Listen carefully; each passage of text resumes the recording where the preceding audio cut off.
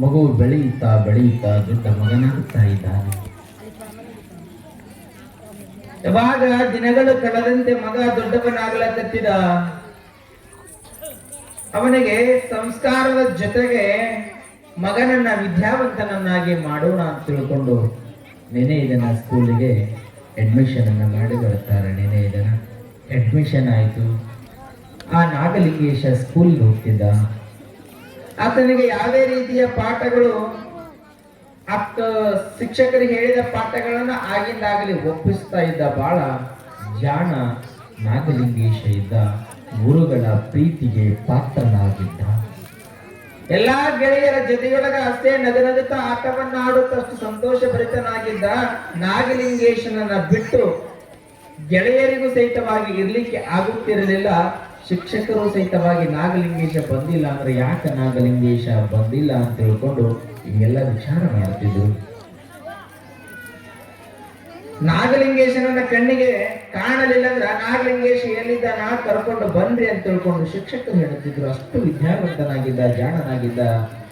ತಂದೆ ತಾಯಿಗಳಿಗೆ ಶಿಕ್ಷಕರು ಹೇಳ್ತಿದ್ರು, ನಿಮ್ಮ ಮಗ ಬಹಳ ವಿದ್ಯಾವಂತನಿದ್ದಾನೆ, ಬಹಳಷ್ಟು ಜಾಣನಿದ್ದಾನೆ. ಯಾಕೆ ಹೇಳ್ತೀನಿ ಅಂದ್ರೆ ಎಷ್ಟು ತಂದೆ ತಾಯಿಗಳಿಗೆ ಮಕ್ಕಳು ಕೊಡೋ ಫಲ ಏನು? ಮಕ್ಕಳು ವಿದ್ಯಾವಂತರಾದ್ರೆ ಸ್ಕೂಲೊಳಗೆ ಚಂದ ಓದಿದ್ರೆ ತಂದೆ ತಾಯಿಗಳಿಗೆ ಬಹಳ ಸಂತೋಷ. ಮಕ್ಕಳು ಓದದೇ ಇದ್ರೆ ತಂದೆ ತಾಯಿಗಳಿಗೆ ಸಂತೋಷ ಇರೋದಿಲ್ಲ. ಇರ್ತದೆ. ಹಾಸ್ಟೆಲ್ಗೆ ಬಿಟ್ಟು ಬಂದಿರ್ತೀರಿ ಮಕ್ಕಳನ್ನ. ಒಂದು ಊರ ಹೆಸರು ಹೇಳೋದಿಲ್ಲ ನಾನು. ಯಾಕೆ ಹೇಳ್ತೀನಿ ಅಂತಂದ್ರೆ ಹಾಸ್ಟೆಲ್ಗೆ ಮಗುನ್ ಬಿಟ್ಟು ಬಂದಿದ್ದೆ. ತಂದೆ ಒಂದು ದಿನ ಲೇಟ್ ಆಯ್ತು ಊರಿಗೆ ಬರೋದಕ್ಕೆ. ಆ ಹುಡುಗ ಏನು ಮಾಡಿದ್ದೆ ಅಂದ್ರೆ ತಂದೆಗಿನ ಮುಂಚೆ ಮನೆಗೆ ಬಂದು ಕೂತಿದ್ದಾರೆ. ಮಾನಪ್ಪನವರಿಗೆ ಎಷ್ಟು ಸಂತೋಷ. ನಮ್ಮ ಮಗ ಸ್ಕೂಲ್ ಒಳಗೆ ಹೇಳಿದ ಪಾಠವನ್ನ ಚೆನ್ನಾಗಿ ಕಲಿತಾ ಇದ್ದಾನೆ ಅಂತ ತಿಳ್ಕೊಂಡು ಸಂತೋಷವನ್ನ ಪಡೆದಿದ್ರು. ಮಗ 8 ವರ್ಷಕ್ಕೆ ಮಗ ಬರ್ಲತ್ತಿದ್ದ. ಯಾವಾಗ ಮಗ 8 ವರ್ಷದ ಮಗ ಆಗ್ಲತ್ತಿದ್ದ, ನಮ್ಮ ಮಗುವಿಗೆ ಒಂದಿಷ್ಟು ಮುಂಜವಿ ಶಾಸ್ತ್ರವನ್ನ ಮಾಡಿಸೋಣ, ಅವರ ಪದ್ಧತಿಗೆ ಅನುಸಾರವಾಗಿ, ಆಚಾರ್ಯರ ಪದ್ಧತಿಗೆ ಅನುಸಾರವಾಗಿ ದೀಕ್ಷಾ ಮಾಡಿಸೋಣ ಅಂತ ತಂದೆ ತಾಯಿಗಳು ವಿಚಾರವನ್ನ ಮಾಡಿ ಒಂದು ಶುಭ ದಿನವನ್ನ ನಿಗದಿಯನ್ನು ಮಾಡುತ್ತಾರೆ ದೀಕ್ಷಾ ಮಾಡಿಸೋದಕ್ಕೆ. ಶುಭ ದಿನವನ್ನ ನಿಗದಿ ಮಾಡಿದ್ರು. ಮನೆ ಗುರುಗಳಿಗೆ ಹೇಳುತ್ತಾರೆ, ಗುರುಗಳನ್ನ ಕರ್ಕೊಂಡು ಬರುತ್ತಾರೆ. ಆ ಎಲ್ಲರೂ ಇಡೀ ಊರು ಜನ ಎಲ್ಲಾ ಸೇರುತ್ತಾರೆ. ಮನೆ ಮುಂದೆ ಮದುವೆ ಹೆಂಗ್ ಮಾಡ್ತೀವಿ ಮುಂಜೀವಿ ಅಂದ್ರೆ ಹಂಗೆ ಶಾಸ್ತ್ರ ಪ್ರಕಾರವಾಗಿ ಮಾಡೋದು. ಅದನ್ನ ಮನೆ ಮುಂದೆ ತಳಿರು ತೋರಣಗಳನ್ನ ಕಟ್ಟಿ ಆತನಿಗೆ ಮುಂಜೀವಿಯ ಶಾಸ್ತ್ರವನ್ನ ಮಾಡುತ್ತಾರೆ. ಒಳ್ಳೆಯ ಗುರು ಸಿಗಬೇಕು. ದೀಕ್ಷಾ ಅಂತಂದ್ರೆ ಎಲ್ಲರೂ ದೀಕ್ಷೆ ಕೊಡ್ಲಿಕ್ಕೆ ಆಗೋದಿಲ್ಲ. ಗುರು ಮೊದಲು ತಾನು ಪರಿಪೂರ್ಣನಾಗಿರಬೇಕು. ತಾನು ಮೊದಲು ಪರಿಪೂರ್ಣನ ಆಗಿದ್ದ ಅಂದ್ರ ದೀಕ್ಷಾ ಕೊಡ್ಲಿಕ್ಕೆ ಯೋಗ್ಯ. ತಾನೇ ಪರಿಪೂರ್ಣನಾಗಿಲ್ಲ ಅಂತಂದ್ರ ದೀಕ್ಷಾ ಕೊಡ್ಲಿಕ್ಕೆ ಯೋಗ್ಯನಲ್ಲ. ಅದಕ್ಕೆ ಗದುಗಿನ ಗಾನಯೋಗಿ ಶಿವಯೋಗಿ ಡಾಕ್ಟರ್ ಪಂಡಿತ ಪುಟ್ಟರಾಜ ಗುರುವರಿಯರು ಅದ್ಭುತವಾಗಿರುವಂತಹ ಒಂದು ವಚನವನ್ನು ಹೇಳ್ತಾರೆ. ಸಂಸ್ಕಾರವನ್ನ ತಾನು ಹೊಂದಿರಬೇಕು. ಶಾಸ್ತ್ರದಿಂದ ಸಂಸ್ಕಾರ ಪದ್ಧತಿಯನ್ನ ತಿಳಿದಿರಬೇಕು. ಎಲ್ಲರಿಗೂ ದೀಕ್ಷಾ ಸಂಸ್ಕಾರವನ್ನ ದಯಪಾಲಿಸಿ, ಸಂಸ್ಕಾರ ಇಲ್ಲದವರ ಕೈಯಲ್ಲಿಯ ಪ್ರಸಾದವನ್ನ ಕೊಳ್ಳದಿರ್ಪನೆ ದೀಕ್ಷಾ ಗುರುವೆಂದಾತ ನಮ್ಮ ಗುರುಕುಮಾರ ಪಂಚಾಕ್ಷರೇಶ್ವರ. ಅದ್ಭುತವಾಗಿರುವಂತಹ ಮಾತನ್ನ ಪುಟ್ಟರಾಜ ಗುರುಗಳು ಬರೀತಾರೆ. ಮೊದಲು ತಾನೇ ಸಂಸ್ಕಾರವನ್ನ ಹೊಂದಿಲ್ಲ, ತನಗೆ ಆಚಾರಗಳು ಗೊತ್ತಿಲ್ಲ, ತನಗೆ ನೇಮ ನಿತ್ಯಗಳು ಗೊತ್ತಿಲ್ಲ ಅಂದ ಬಳಿಕ ದೀಕ್ಷೆಯನ್ನ ಕೊಡ್ಲಿಕ್ಕೆ ಯೋಗ್ಯನಲ್ಲ. ಶಾಸ್ತ್ರದಿಂದ ತಿಳಿದುಕೊಂಡಿರ್ಬೇಕು. ಎಲ್ಲ ಅನಂತ ವಿಚಾರಗಳನ್ನ ತಿಳಿದುಕೊಂಡಾದ ಬಳಿಕ ಆತ ದೀಕ್ಷಾ ಕೊಡ್ಲಿಕ್ಕೆ ಯೋಗ್ಯನಾಗಿರ್ತಕ್ಕಂಥ ಗುರು ಆಗ್ತಾನೆ ಅಂತ ಪುಟ್ಟರಾಜ ಗುರುವರಿ ಹೇಳ್ತಾರೆ. ಎಲ್ಲಾ ವಿಚಾರವನ್ನ ತಿಳಿದ ಬಳಿಕ ದೀಕ್ಷಾ ಕೊಡಬೇಕು. ಸಂಸ್ಕಾರ ಇಲ್ಲದವರ ಮನೆಯೊಳಗ ಪ್ರಸಾದ ಮಾಡಬಾರದು. ಸಂಸ್ಕಾರ ಮೊದಲು ಬೇಕಾ? ಸಂಸ್ಕಾರ ಇತ್ತು ಅಂತಂದ್ರೆ ಆ ಮನೆ ಯೋಗ್ಯವಾಗಿರುತ್ತದೆ. ಗುರುವಿನ ಬಳಿ ಸಹಿತವಾಗಿ ಆಚಾರ ನೇಮ ನಿತ್ಯಗಳಂತಕ್ಕಂಥ ಸಂಸ್ಕಾರಗಳಿರಬೇಕು. ಆ ಸಂಸ್ಕಾರ ಇಲ್ಲದ ಗುರು ಗುರು ಅಲ್ಲ ಅಂತ. ಹೆಂಗಿರ್ತೀವಿ ಅಂದ್ರೆ ಆಡಂಬರದ ಸ್ವಾಮಿಗಳ ಬಳಿ ನಾವು ಹೋಗುವಂತ ಪ್ರಸಂಗಗಳು ಇವತ್ತಿನ ದಿನಮಾನಗಳಲ್ಲಿ ಶಕ್ತಿ ತಪಸ್ಸು ಎಲ್ಲಿ ಇರ್ತದ ಅಲ್ಲಿ ಆಡಂಬರ ಇರುವುದಿಲ್ಲ.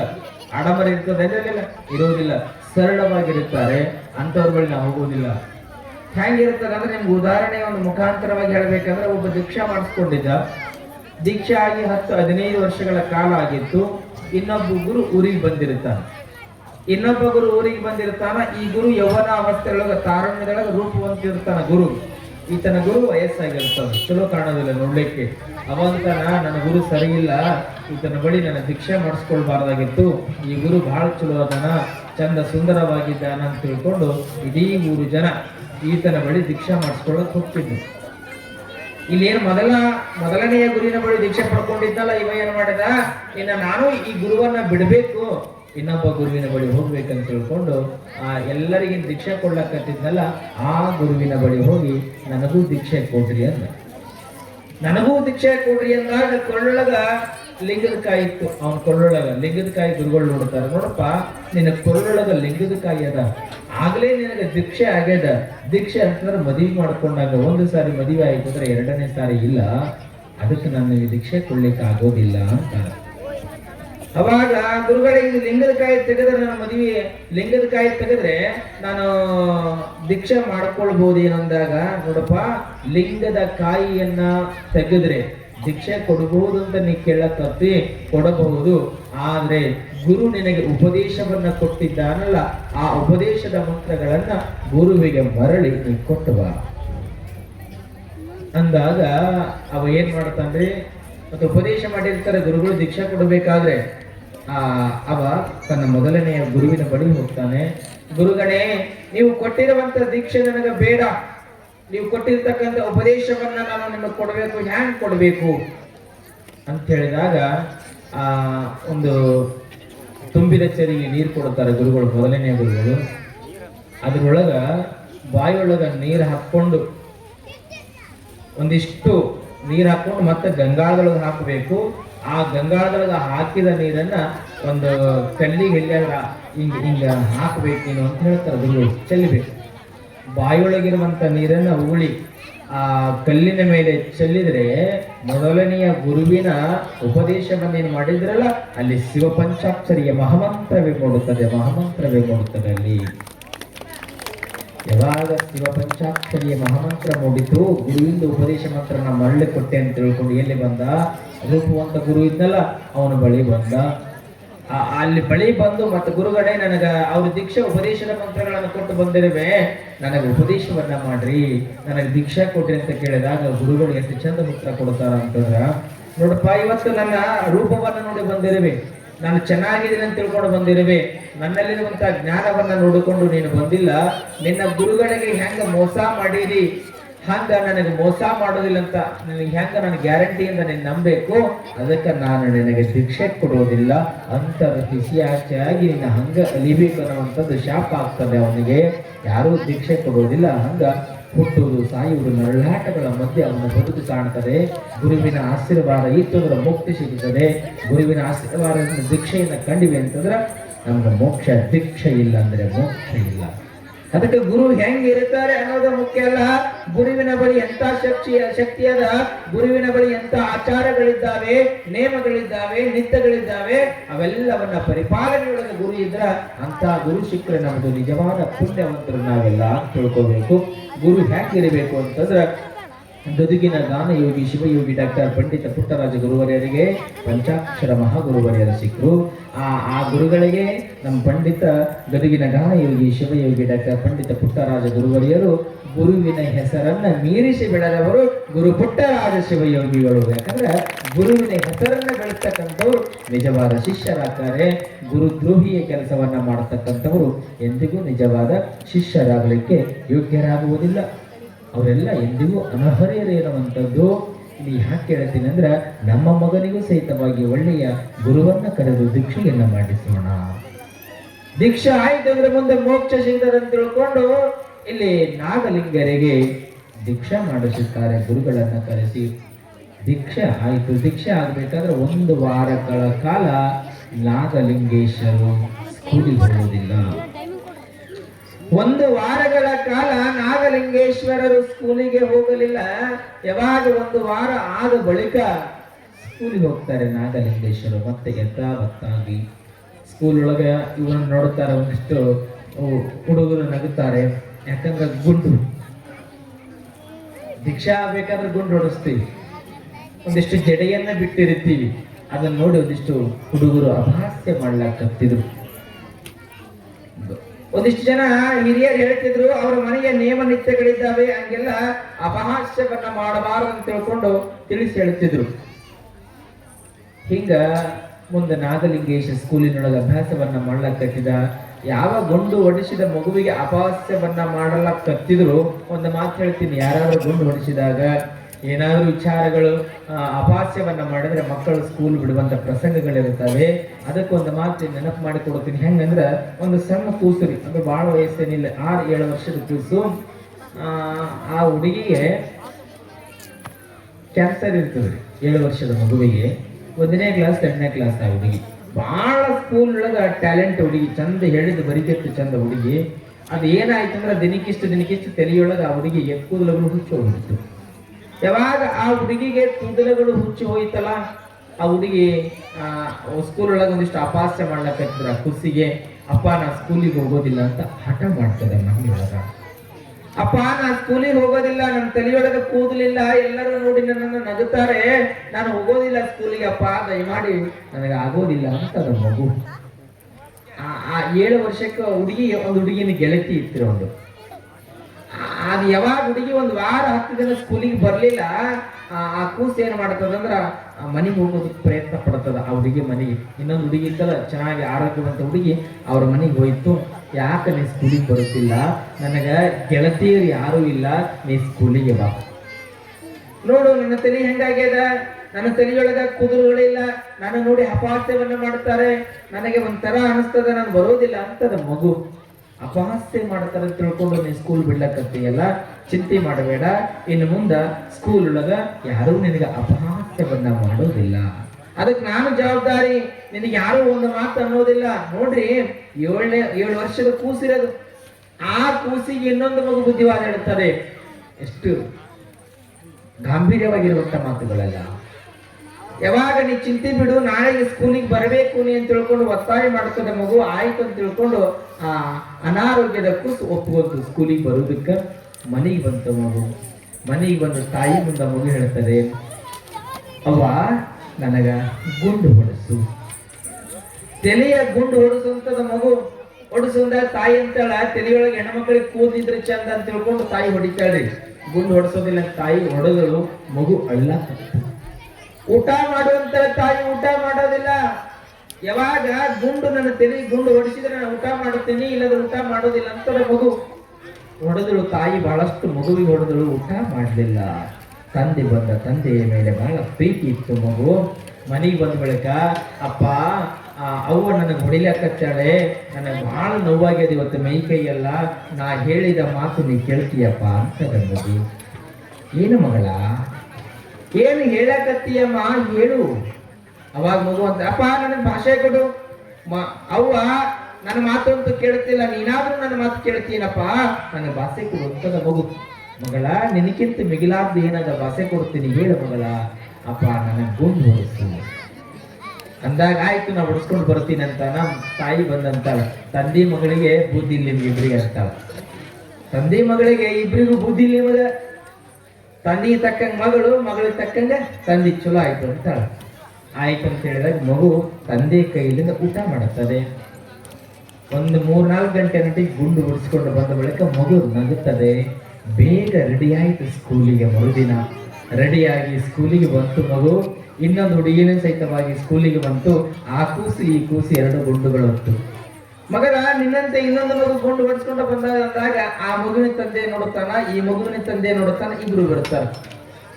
ಅಂತಲ್ಲೇ ಬಂದಾಗ ಇಲ್ಲಿ ಈ 2 ಹುಡುಗಿಯರಿದ್ದಲ್ಲ, ಈ ಪರಿಚಯ ಇತ್ತು. ಮೊದಲೇ ಮಾತಾಡುತ್ತದೆ, ಆರಾಮಿದೆಯೇನಂತ ನೀ ಕೇಳುತ್ತದ, ನೀ ಆರಾಮಿದೆಯೇನಂತ ಆ ಮಗು ಕೇಳುತ್ತದೆ. ಇವೆರಡು ಮಾತಾಡುವಂತ ಸಂದರ್ಭದೊಳಗ ಆ ದೊಡ್ಡವ್ರ ಪರಿಚಯ ಆಯ್ತು.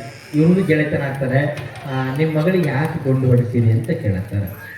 ಇಲ್ರಿ, ನಮ್ಮ ಮಗಳಿಗೆ ಕ್ಯಾನ್ಸರ್ ಅದ ಅನ್ನೋದ್ರೊಳಗೆ ಆ ಕೂಸು ಬರ್ತಾರ. ಅಪ್ಪ ನನ್ನ ಗುಂಡು ಹೊಡಿಸ್ಬೇಡ ಅಂತ ತಾಯಿ ಬೈಲಕತ್ತಿದಳಲ್ಲ, ನನ್ನ ಗೆಳತಿ ತಲೆಯೊಳಗ ಕೂದಲು ಹುಡುಗದ, ಎಲ್ಲರೂ ಅಪಹಾಸ್ಯವನ್ನ ಮಾಡ್ಲಕತ್ತಾರ, ನನ್ನ ಗೆಳತಿ ಸ್ಕೂಲ್ ಬಿಡ್ಲಕತ್ತಾಳ, ಆಕಿ ಕ್ಯಾನ್ಸರ್ ಅಂತ ತಿಳ್ಕೊಂಡು ನೊಂದ್ಕೊಂಡಳ ನನ್ನ ಗೆಳತಿ. ಅದಕ್ಕ ನನ್ನ ಗೆಳತಿ ಇರೋ ತನಕ ಸಂತೋಷದಿಂದ ಇರ್ಬೇಕಪ್ಪ, ನನ್ನ ಜೊತೆ ಸ್ಕೂಲಿಗೆ ಬರ್ಬೇಕು, ಅದಕ್ಕೆ ನಾ ಗುಂಡು ಹೊಡಿಸ್ತೀನಪ್ಪ ಅಂತ ಅಂತ ಮಗು ಸಣ್ಣ ವಯಸ್ಸಿನಲ್ಲಿ ಎಂಥ ಸಂಸ್ಕಾರ ಇದೆ. ಹೆಂಗೆ ಮಕ್ಕಳಿಗೆ ಸಂಸ್ಕಾರವನ್ನು ಕೊಟ್ಟು ನಾವೆಲ್ಲ ಬೆಳೆಸಬೇಕು. ನಾಗಲಿಂಗರಿಗೆ ಸಹಿತವಾಗಿ ನಾಗಮ್ಮ ಮಾನಪ್ಪನವರು ಅದ್ಭುತವಾಗಿರುವಂಥ ಸಂಸ್ಕಾರವನ್ನು ಕೊಟ್ಟು ಮಗನನ್ನು ಬೆಳೆಸ್ತಾರೆ. ಯಾವಾಗ ಸ್ಕೂಲ್ ಒಳಗ ನಾಗಲಿಂಗೇಶ್ವರಿಗೆ ಒಂದಿಷ್ಟು ಅಪಾಸ್ಯವಾಯಿತು. ಇದು ಎಲ್ಲ ಆಚಾರ ವಿಚಾರ ನೇಮ ನಿತ್ಯಗಳು ನನಗೆ 8 ವರ್ಷ 8 ವರ್ಷದೊಳಗ ಆತನು ಒಂದಿಷ್ಟು ಯಾಕೋ ಮನಸ್ಸು ಚಂಚಲತೆಗೆ ಹೋಗ್ತಾನೆ. ಬಹಳಷ್ಟು ಏಕಾಗ್ರತೆ ಉಳ್ಳವನಾಗ್ತಾನೆ. 8 ವರ್ಷದೊಳಗ ಎಂದು ಅವನಲ್ಲಿ ಬದಲಾವಣೆಗಳು ಕಂಡಿಲ್ಲ. ಯಾವಾಗ ದೀಕ್ಷೆ ಆಯಿತು ಮಾತುಗಳು ಕಡಿಮೆ ಆಯಿತು. ಯಾರ ಜೊತೆಯೂ ಸಹಿತವಾಗಿ ಬಹಳಷ್ಟು ಮಾತುಗಳನ್ನು ಆಡುತ್ತಿರಲಿಲ್ಲ. ತನ್ನಷ್ಟಕ್ಕೆ ತಾನು ಕುಳಿತುಕೊಳ್ಳುತ್ತಿದ್ದ, ತನ್ನಷ್ಟಕ್ಕೆ ತಾನು ಆಟವನ್ನು ಆಡುತ್ತಿದ್ದ, ಕುಳಿತುಕೊಳ್ಳುತ್ತಿದ್ದ, ಮಾತಾಡುತ್ತಿರ್ಲಿಲ್ಲ. ಅವನ ಗೆಳೆಯರು ಕೇಳ್ತಾರ, ಯಾಕೋ ನಾಗಲಿಂಗೇಶ ನಿನ್ನಲ್ಲಿ ಏನೋ ಬದಲಾವಣೆ ಆಗ್ಯದೆ, ಯಾಕೆ ನೀನು ಮಾತಾಡುತ್ತಿಲ್ಲ ಅಂತ ಯಾವಾಗ ಕೇಳಿದಾಗ ನಾಗಲಿಂಗೇಶ ಅಂತಾನ, ಯಾಕೋ ನನಗೆ ಗೊತ್ತಿಲ್ಲ, ನನ್ನೊಳಗ ನಾನು ಏನೋ ಬದಲಾವಣೆ ಆಗ್ಯದ, ನಾನು ಮೊದಲಿನಂತೆ ಇರ್ಲಿಕ್ಕೆ ಆಗುತ್ತಿಲ್ಲ ನನಗಂತಾನೆ ನಾಗಲಿಂಗೇಶ.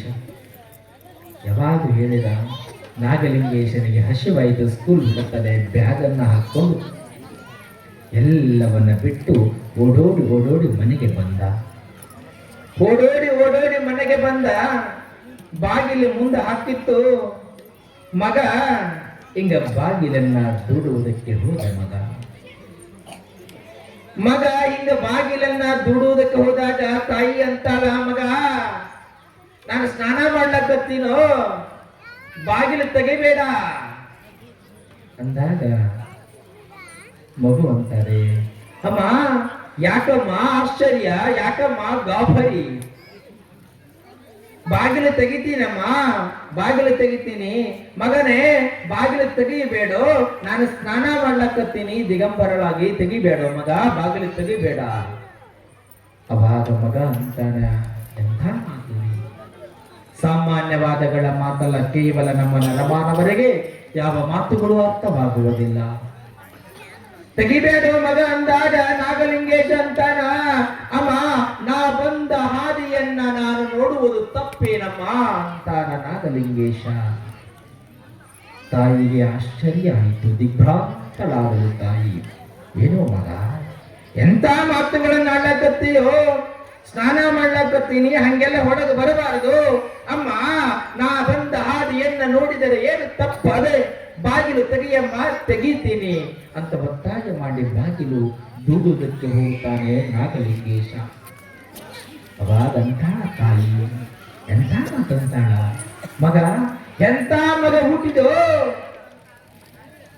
ಎಂತ ಮಗ ನನಗೆ ಹುಟ್ಟಿದೋ ಗೊತ್ತಾಗೋದಿಲ್ಲ, ಎಲ್ಲಾದ್ರೂ ಹೋಗಿ ಬಿಡು. ಒಂದೇ ಮಾತು, ಎಲ್ಲಾದರೂ ಹೋಗಿ ಬಿಡು ಅಂದಾಗ, ಅಮ್ಮ 8 ವರ್ಷದ ಮಗುರಿ, ನನ್ನ ಜನ್ಮ ಸಾರ್ಥಕವಾಯಿತು, ಅಮ್ಮ ನನ್ನ ಜನ್ಮವೇ ಸಾರ್ಥಕವಾಯಿತು ಅಂತ ಹೇಳ್ಕೊಂಡು ಅಂದೇ ಅದೇ ಒಂದೇ ಮಾತಿನಿಂದ 8 ವರ್ಷದೊಳಗ ನಾಗಲಿಂಗೇಶ ಮನೆಯನ್ನ ತೊರೆದು ಬಿಟ್ಟು ಹೋಗೇ ಬಿಟ್ಟ. ತಾಯಿ ಸ್ನಾನ ಆಯಿತು, ಬಟ್ಟೆಯನ್ನು ಹಾಕೊಂಡು ಬಾಗಿಲು ತೆರಿತಾಳೆ, ಮಗನ ನೋಡ್ತಾಳೆ. ಮನೆ ಮುಂದೆ ಮಗನಲ್ಲಿ ಕಾಣಿಸಿಲ್ಲ. ಮಗ ಮಗ ಎಲ್ಲಿದೆಯೋ, ಎಲ್ಲಿ ಹೋದೆಯೋ ನನ್ನ ಮಗ, ನಾ ಆಡಿದ ಮಾತು ತಪ್ಪಾಯಿತು, ಮಗ ಎಲ್ಲಿದೆಯೋ, ಹೆತ್ತ ಕರಳು ಎಲ್ಲಿದೆಯಪ್ಪ, ನನ್ನ ಕಂದ, ನನ್ನ ಮುದ್ದು ಮಗ, ಬಾರು ಬೇಗ ಬಾ ಅಂತ ದುಃಖ ಮಾಡ್ತಾಳೆ ತಾಯಿ. ದುಃಖ ಮಾಡಿದರೆ ಮಗ ಬರಬಲ್ಲ, ಎಲ್ಲಾ ಕಡೆ ಹುಡುಕ್ತಾಳೆ. ಹೆತ್ತ ಕರಳು ಕಣ್ಣೀರಿನ ಕಡಲಿನೊಳಗ ತುಂಬದೆ ಕಣ್ಣೀರು ಹಾಕುತ್ತ ಓಣಿಗಳಲ್ಲಿ ಹುಡುಕ್ತಾಳೆ. ಕಣ್ಣೀರಾಗ್ತಾಳೆ. ನನ್ನ ಮಗನ ನೋಡಿದ್ರೆ ಏನು ಅಂತಾಳ, ನಿನ್ನ ಮಗನ ನೋಡಿಲ್ಲ ಅಂತಾಳ. ಎಲ್ಲಾ ಕಡೆ ಹುಡುಕಿದ್ರು ಮಗ ಸಿಗಲಿಲ್ಲ. 3 ಜನ ತಮ್ಮಂದಿರು ಅಣ್ಣಂದಿರು ಸಹಿತ ಬಗ್ಗೆ ನೋಡುತ್ತಾರೆ, ನಮ್ಮ ತಮ್ಮ ಎಲ್ಲಿ ಹೋದ, ತಮ್ಮ ಸಿಗಲಿಲ್ಲ. ತಂದೆಯನ್ನು ನೋಡುತ್ತಾನೆ, ಎಷ್ಟು ಹುಡುಕಿದರೂ ಸಿಗಲಿಲ್ಲ. ಇಡೀ 3 ಜನಕ್ಕೆ ಗೊತ್ತಾಯಿತು. ತಂದೆ ತಾಯಿ ಅಣ್ಣಂದಿರು ಎಲ್ಲರೂ ಕಣ್ಣೀರು ಹಾಕ್ಲಕತ್ತಾರೆ. ನಡೆದ ಸಂಗತಿ ಏನಾಯ್ತಮ್ಮ ಅಂತ ಕೇಳಿದಾಗ ಆ ವಿಚಾರ ಹೇಳ್ತಾಳೆ, ಸ್ನಾನ ಮಾಡುವಂತ ಸಂದರ್ಭ, ಒಳಗ ಬರಬೇಡ, ಎಲ್ಲಾದ್ರೂ ಹೋಗಬಾರದೆ ಅಂತ ಒಂದೇ ಮಾತು ಹೇಳದೆ ಮಗ ಹೋಗಿ ಬಿಟ್ಟ. ಇಷ್ಟೇ ನಡೆದಿರೋದು, ಏನೂ ಒಂದಿಲ್ಲ ಮಗನಿಗೆ ಅಂತಾಳೆ ತಾಯಿ. ಶಿವನ ವಿಚಿತ್ರ ಲೀಲೆ ಬೇರೆಯದ, ಚಿಂತೆ ಮಾಡಬೇಡ್ರಿ, ಮಗ ಬರ್ತಾನ, ಎಲ್ಲಿಗೆ ಹೋಗ್ತಾನ ಅಂತ ತಿಳ್ಕೊಂಡು ಒಂದಿಷ್ಟು ಊರಾಗಿನ ಜನ ಸಾಂತ್ವನವನ್ನ ಹೇಳಿ ಊಟ ಮಾಡ್ರಿ ಅಂತ ತಿಳ್ಕೊಂಡು ಹೇಳ್ತಾರ. ಹೇಳಿದಾಗ ಇನ್ನೂ 3 ಜನ ಮಕ್ಕಳು ಉಪವಾಸ ಆಗ್ತಾರೆ, ಗಂಡು ಉಪವಾಸ ಆಗ್ತಾರೆ ಅಂತ ತಿಳ್ಕೊಂಡು ಕಣ್ಣೀರು ಹಾಕುವಂತ ತಾಯಿ ಅಡಿಗೆ ಮಾಡ್ಲಿಕ್ಕೆ ಹೋಗ್ತಾಳೆ. ಸಮಾಧಾನ ಇಲ್ಲ. ಹೆತ್ತ ಕರಳಿಗೆ ಸಮಾಧಾನ ಹೆಂಗ ಆಗ್ತಾರೆ? ಸಮಾಧಾನ ಆಗುವುದಿಲ್ಲ. ಮಗ ಬರಲಿಲ್ಲ ಅಂತ ದುಃಖ ಮಾಡ್ಕೊಂತ ಮತ್ತ 2 ದಿನಗಳಾಗ್ತದೆ, 3 ದಿನಗಳಾಗ್ತದೆ, ಮಗನು ಬರಲೇ ಇಲ್ಲ. ಮುಂದ ನಾಗಲಿಂಗೇಶ್ವರ ಸಂಚಾರ, ದೇಶಗಳೆಲ್ಲ ಕಡೆ ಸಂಚಾರವನ್ನ ಮಾಡುತ್ತಾ ಗುಡಿಗುಂಡಾರಗಳಲ್ಲಿ ಉಳಿದುಕೊಳ್ಳುತ್ತಾ ವಯಸ್ಸಾಗಿರ್ತಕ್ಕಂಥವರನ್ನ ನೋಡುತ್ತಾನೆ. ಇದು ಶರೀರ ಬಂದರೆ ಸಂಸಾರ ಅನ್ನುವಂತ ಜಂಜಡ, ಸಂಸಾರ ಅನ್ನುವಂತ ತಾಪತ್ರಯ ಜೀವನ ನನಗೇಕೆ? ವಯಸ್ಸಾಗಿರ್ತಕ್ಕಂಥವ್ರು ನೋಡುತ್ತಿದ್ದ ಸೇವೆಯನ್ನ ಮಾಡ್ಕೋತ ಸಂಚಾರವನ್ನ ಮಾಡುತ್ತಿದ್ದ ನಾಗಲಿಂಗೇಶ ನಿಜವಾದ ಇದು ಸನ್ಯಾಸತ್ವದ ಕುರುಹುಗಳನ್ನ ತೋರಿಸಿದಾತ. ಎಲ್ಲಾ ಕಡೆ ಸಂಚಾರವನ್ನ ಮಾಡುತ್ತಾ ನಾಗಲಿಂಗೇಶ್ವರರು ಗುಡಿಗುಂಡಾರದಲ್ಲಿ ಉಳಿದುಕೊಳ್ಳುತ್ತಾ ಹಿಂಗ ಹೋಗುವಂತ ಸಂದರ್ಭದೊಳಗ ಇನ್ನೊಂದು ವಿಚಾರ ನಡೆದಿದೆ. ನಾಗಲಿಂಗೇಶ್ವರ ಮಸ್ತಕದೊಳಗ ಇನ್ನೊಂದು ವಿಚಾರ ಏನು ಅಂತಂದ್ರೆ, ನನಗೆ ಹೆತ್ತ ತಾಯಿಯ ಆಶೀರ್ವಾದ ಆಗಿದೆ, ಇನ್ನ ನನಗೆ ತಂದೆಯ ಆಶೀರ್ವಾದ ಆಯಿತು ಅಂತಂದ್ರೆ ನಾನು ನಿಜವಾಗ್ಲೂ ಧನ್ಯನು ಅಂತಾನ. ಸನ್ಯಾಸತ್ವ ಸ್ವೀಕಾರ ಮಾಡಬೇಕಾಗಿತ್ತಂದ್ರೆ ಹಿಂಗ ಸನ್ಯಾಸತ್ವ ಇದು. ಎಲ್ಲರೂ ಹೇಳಿ ಸನ್ಯಾಸತ್ವ ಸ್ವೀಕಾರವನ್ನ ಮಾಡ್ರಿ ಅನ್ನೋದಲ್ರಿ, ಸ್ವ ಇಚ್ಛೆಯಿಂದ ಸನ್ಯಾಸತ್ವವನ್ನು ಸ್ವೀಕಾರ ಮಾಡೋದೇನಿದೆಯಲ್ಲ ಅದು ನಿಜವಾದ ಸನ್ಯಾಸತ್ವ ಅಂತ ಕರೀತಾರೆ. ಅದಕ್ಕೆ ತಾಯಿಯ ಆಶೀರ್ವಾದ ಆಗ್ಯದ, ಇನ್ನು ಸಂಪೂರ್ಣವಾಗಿರುವಂತ ಆಶೀರ್ವಾದ ನನಗಾಗಿಲ್ಲ, ತಂದೆಯ ಆಶೀರ್ವಾದವೂ ನನಗೆ ಬೇಕು ಅಂತ ಒಳಗಡೆ ಆ ತಂದೆಯ ಆಶೀರ್ವಾದವನ್ನ ಪಡ್ಕೊಂಡು ಹೋಗ್ಬೇಕಂತ ವಿಚಾರವನ್ನ ಮಾಡುತ್ತಾ ಅಲ್ಲೆಲ್ಲಿ ಕಾಲ ಕಳೆದೊಳಗೆ 10-12 ವರ್ಷಗಳ ಕಾಲ ಆಗ್ತದೆ. 20, 21, 22 ವರ್ಷಕ್ಕೆ ಬರ್ತಾನೆ ಮಗ. ವಯಸ್ಸಾಗಿರ್ತಕ್ಕಂಥವರು ಒಂದಿಷ್ಟು ಸೇವಾ ಮಾಡುವಂತ ಸಂದರ್ಭ ಅವ್ರು ನೋಡ್ಕೊಂತ ವಯಸ್ಸಾಗಿರ್ತಕ್ಕಂಥವರಿಗೆ ವೃದ್ಧಾಪ್ಯದಲ್ಲಿ ಇರ್ತಾರಲ್ಲ ಅವರನ್ನ ಅವ್ರಿಗೊಂದಿಷ್ಟು ಸಹಾಯ ಮಾಡೋದು, ಅವ್ರಿಗೊಂದಿಷ್ಟು ಏನೋ ಅನುಕೂಲವನ್ನ ಮಾಡಿಕೊಡೋದು, ಹೀಗೆಲ್ಲ ಮಾಡ್ತಿರ್ತಾನೆ. ಎಲ್ಲೆಲ್ಲಿ ದಾರ್ಯಾಗ ಹಾದಿ ಬೀದಿಯೊಳಗ ವೃದ್ಧರು ವಯೋವೃದ್ಧರು ಕಂಡ್ರ. ಆದ್ರೆ ನಾವು ಸಹಿತವಾಗಿ ವಯೋವೃದ್ಧರ ಅನ್ನೋದಕ್ಕಿಂತ ಹೆತ್ತ ತಂದೆ ತಾಯಿಯನ್ನ ಮೊದಲವೆಲ್ಲ ಪ್ರೀತಿಯಿಂದ ಕಾಣಬೇಕಲ್ಲ. ಯಾಕೆ ಹೇಳ್ತೀವಿ ಅಂತಂದ್ರೆ, ಇಲ್ಲಿ ನಾಗಲಿಂಗೇಶ್ವರರು ಅನಂತ ರೀತಿಯ ಪವಾಡಗಳನ್ನು ಮಾಡುತ್ತಾ ಹೋಗಿದ್ದಾರೆ.